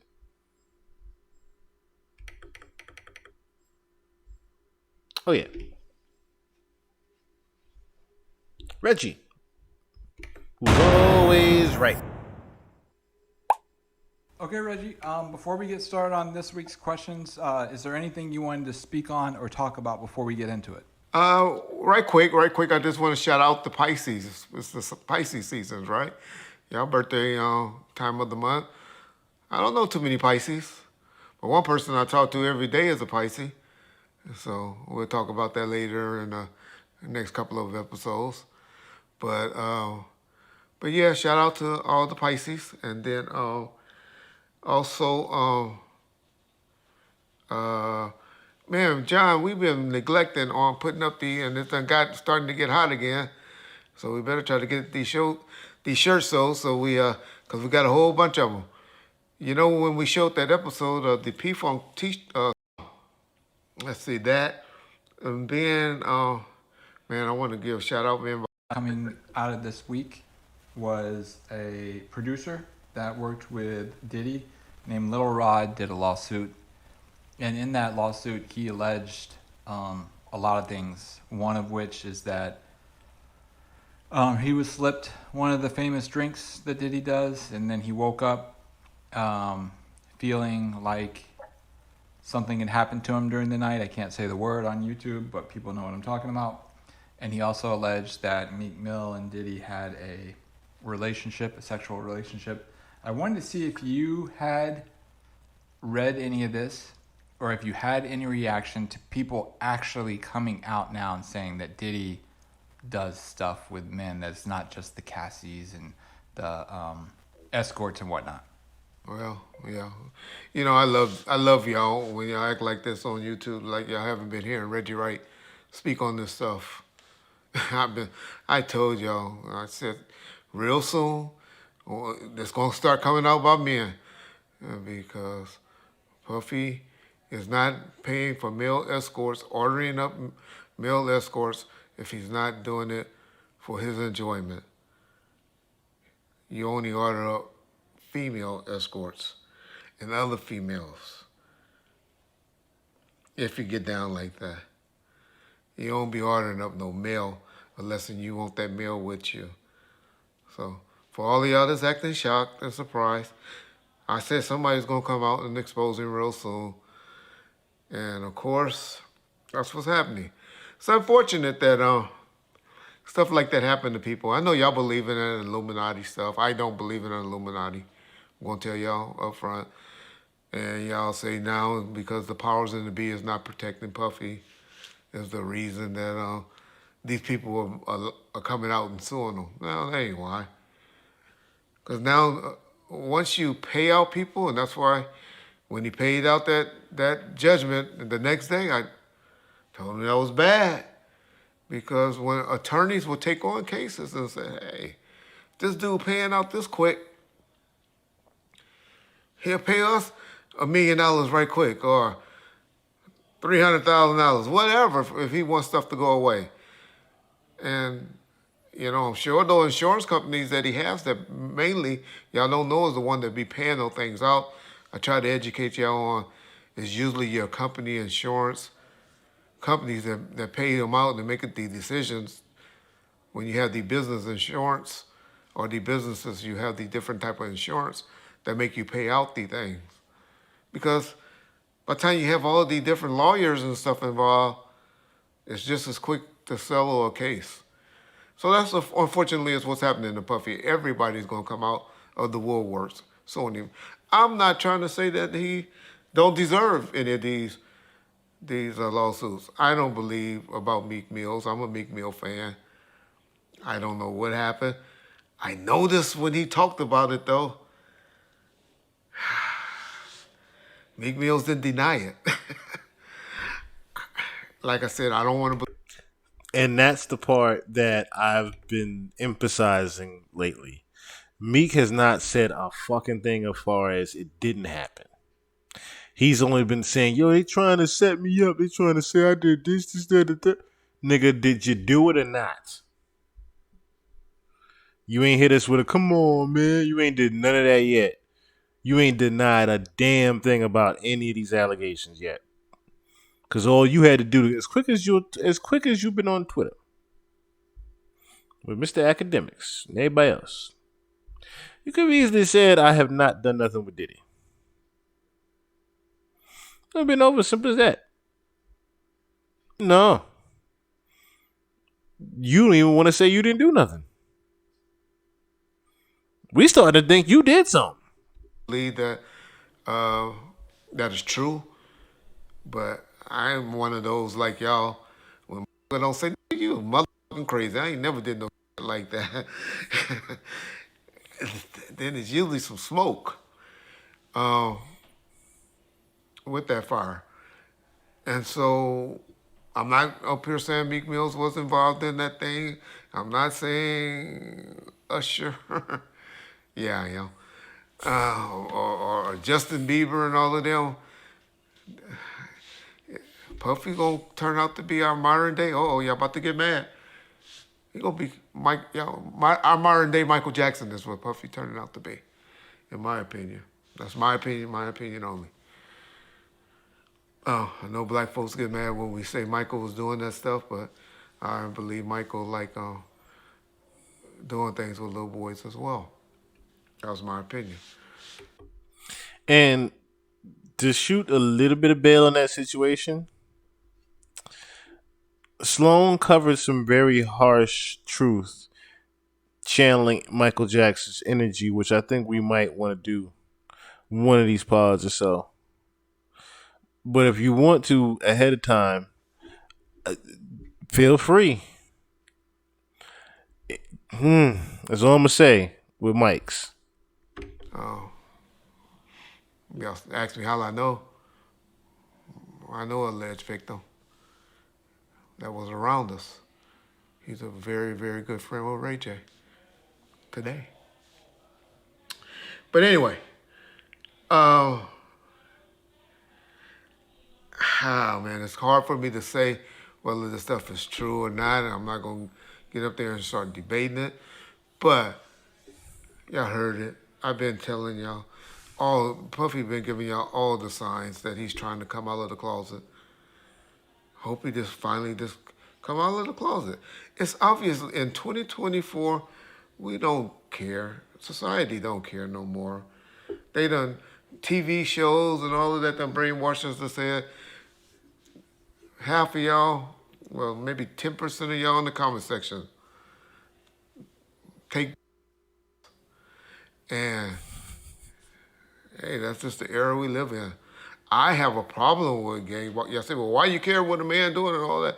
Because that's one of the main reasons that God flooded the world and set the world on fire and did all the stuff that he did because he was mad when he found out that men were down here having sex with animals and having sex with other men and stuff like that. That was the one thing that pissed off God. Y'all read your Bible, y'all learn. I know there's more to it than what I just explained, but that was the gist of what happened. So that's why I have a problem with homosexuality. But I know in 2024, I'm from an old school, where in the 80s and the 90s, people that were doing that were hiding it. And now y'all out with it. So, hey, that's on y'all. But my point to saying that is, Puff needed just to come on out with it. Because those lawsuits and stuff is going to keep people going to keep blackmailing him and threatening him, and they're trying to expose him. Remember, Sloan said that specifically. If Diddy just comes out and says that, a lot of these allegations just go away. Because then you can't say that he sexually assaulted you. Once he says that, Lil Rod can't say that he got sexually assaulted. You know why? Because in every last one of them videos we looked at, that nigga looked down with it. With these things because they think that he's scared of these things coming out. And once you don't give a fuck and tell them, I don't care. Do what y'all got to do. These were adults. These weren't kids. Everybody that did something like that wanted it. It ain't too much that's going to be happening. The next thing that's going to be happening, and after this, is now you're going to start seeing some criminal investigations getting opened. And because when you get too much of this smoke, law enforcement generally gets involved. So that'd be the next thing that will be happening to Puffy, unfortunately. Now, hear what he just said. Investigations are going to be opening up. That was the important piece of this right here. Because the investigation he's talking about is a similar thing that Sloan Bella was just talking about. Remember, she mentioned that the investigation of Kim Porter's murder is going to be opened back up. I believe this was the motive to open that case back up. That is why this is happening. This is all just to say, okay, let's put all the cards on the table now. Who's involved? Who's doing what? Who's where? What players doing what? Right? Now that all the chips are down, now we can start playing. Because the real game that's going to be played is who killed Kim Porter. For his sake, y'all know I'm one that believes if you ain't getting psychological help, getting some type of help, and you're a victim, you got to come right away with me and tell it. Then you're a victim to me. But when you're talking about it and you haven't been getting some type of psychological help, and then you 10, 15 years later want to come talk about it, y'all better not ever have me on no jury for no shit like that. Because I'm going to be like, get the fuck out of here. Why didn't you bring it up when you happened? That's what's supposed to happen to victims and victims to me.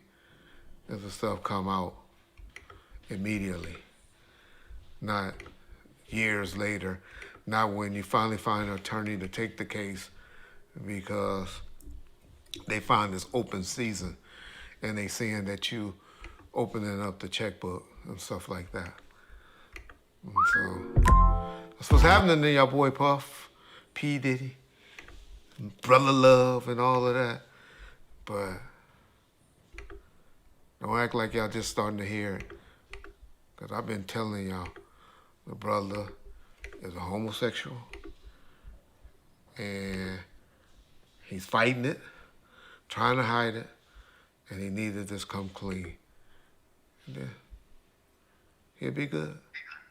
Y'all remember when I told y'all that deal on that last video? All of y'all need to apologize in the comment section too.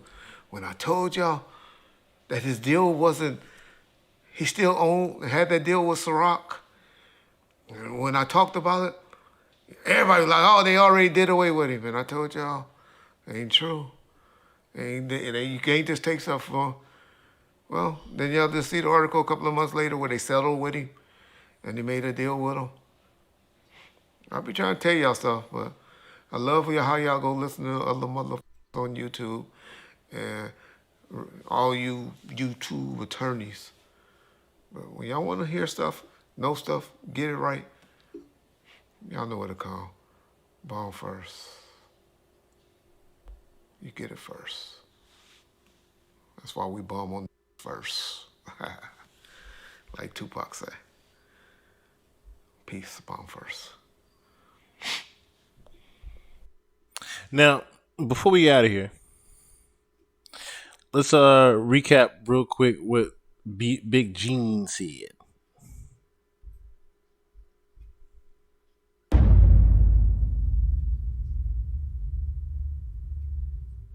So Diddy got a history of doing that. One thing I did see in this lawsuit, Lil Rod, he alleges that, Diddy's son Justin was helping Diddy, get underage girls. And I guess he was bringing them to parties. You know anything about that? I think Justin is the boy that could do it, if anybody. Him or either Quincy.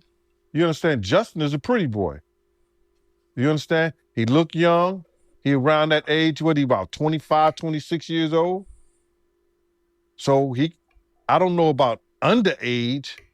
Notice he also didn't mention Christian.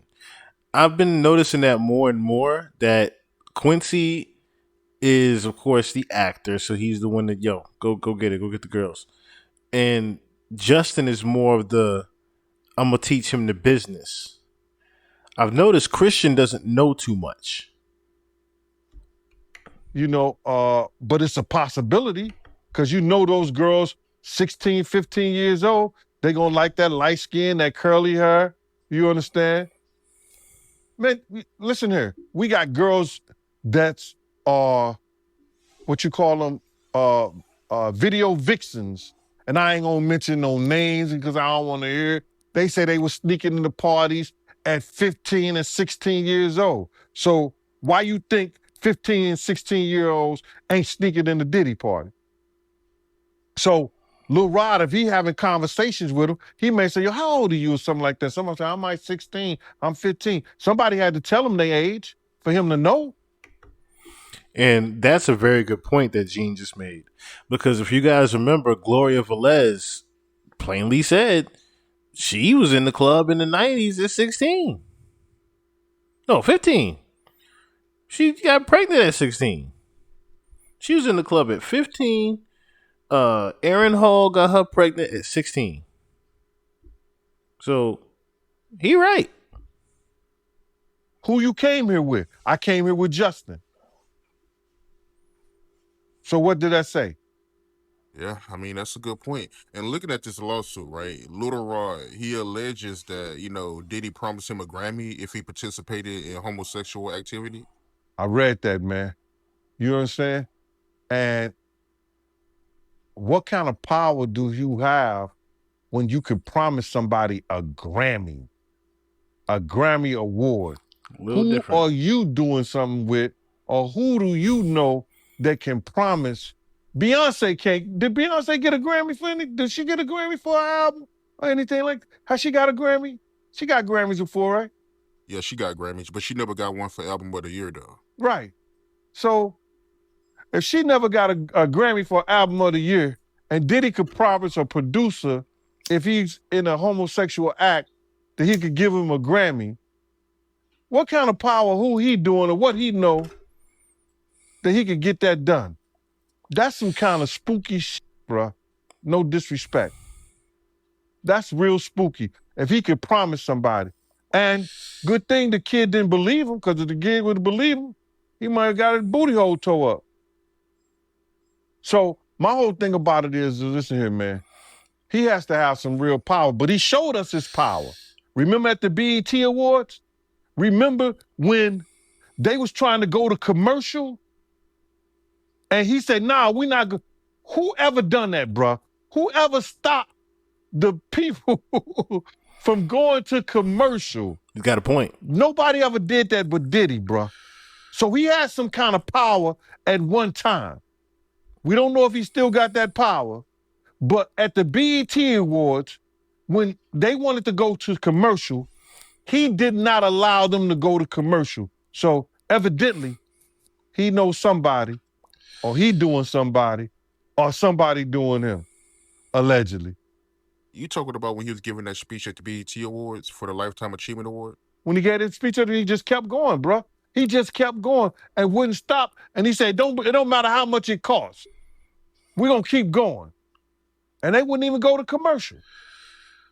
That's never happened before, He bro. said that too. Never. He said that verbatim. Like, I don't care how much it costs, we'll pay for it. I remember that. He was up there on stage and he was just ranting and rambling. And he was like, yo, we going to keep going, man. I don't care how much it costs. Yeah, man. Mans must be stopped is what we're starting to get at. And like I said, I'm going to do my due diligences this rest of this week while we finishing up and wrapping up this Kanye joint.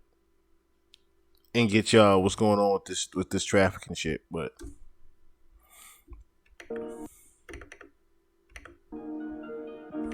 you know. Yeah. How we do. Yeah. It's been real, y'all. That's all I got. Yeah. Till next time. Peace. My type of women like to cuddle, but don't sleep on the money. My type of women like to talk, but don't talk to no dummy. A good play, peace and pay, that's a damn good day. A good play, peace and pay, that's a damn good day. A type of dudes don't be calling, trying to blow up a phone. A type of dudes getting money, but don't leave her alone. She just need food, peace and pay, that's a damn good day. She just need food, peace and pay, that's a damn good day. Don't be mad at it, that's just what I prefer. Don't be mad at it, that's just what I prefer. Don't be mad at it, that's just what we prefer. Don't be mad at it, that's just what we prefer. I need a woman that can cook and clean. She need a good man that fuck a mean. I kick it paying all bills, yeah, I foot the fee. Yeah, I know she bad and bougie, but she good to me. We talking king shit, I love to show her royalty. I need a queen, quick to always show her loyalty. And when even a nigga off, she be on with me. She DEF the fuck boy, she supported G. That's how it always be. Yeah, it's a baddie, it's a baddie. Make it clap, patty cake with that fatty. Yeah, she love it. Making money. Keep it coming. Hate but complaining, haters do nothing. Type of women like to cuddle, but don't sleep on the money. My type of women like to talk, but don't talk to no dummy. A good play, peace and pay, that's a damn good day. A good play, peace and pay, that's a damn good day. A type of dudes don't be calling, trying to blow up a phone. A type of dudes getting money, but don't leave her alone. She just need food, peace and pay, that's a damn good day. She just need food, peace and pay, that's a damn good day. She said, don't be mad at it, that's just what I prefer. Don't be mad at it, that's just what I prefer. Don't be mad at it, that's just what we prefer. Don't be mad at it, that's just what we prefer. Don't be mad at it, that's just what I prefer. Don't be mad at it, that's just what I prefer. Don't be mad at it, that's just what we prefer. Don't be mad at it, that's just what we prefer.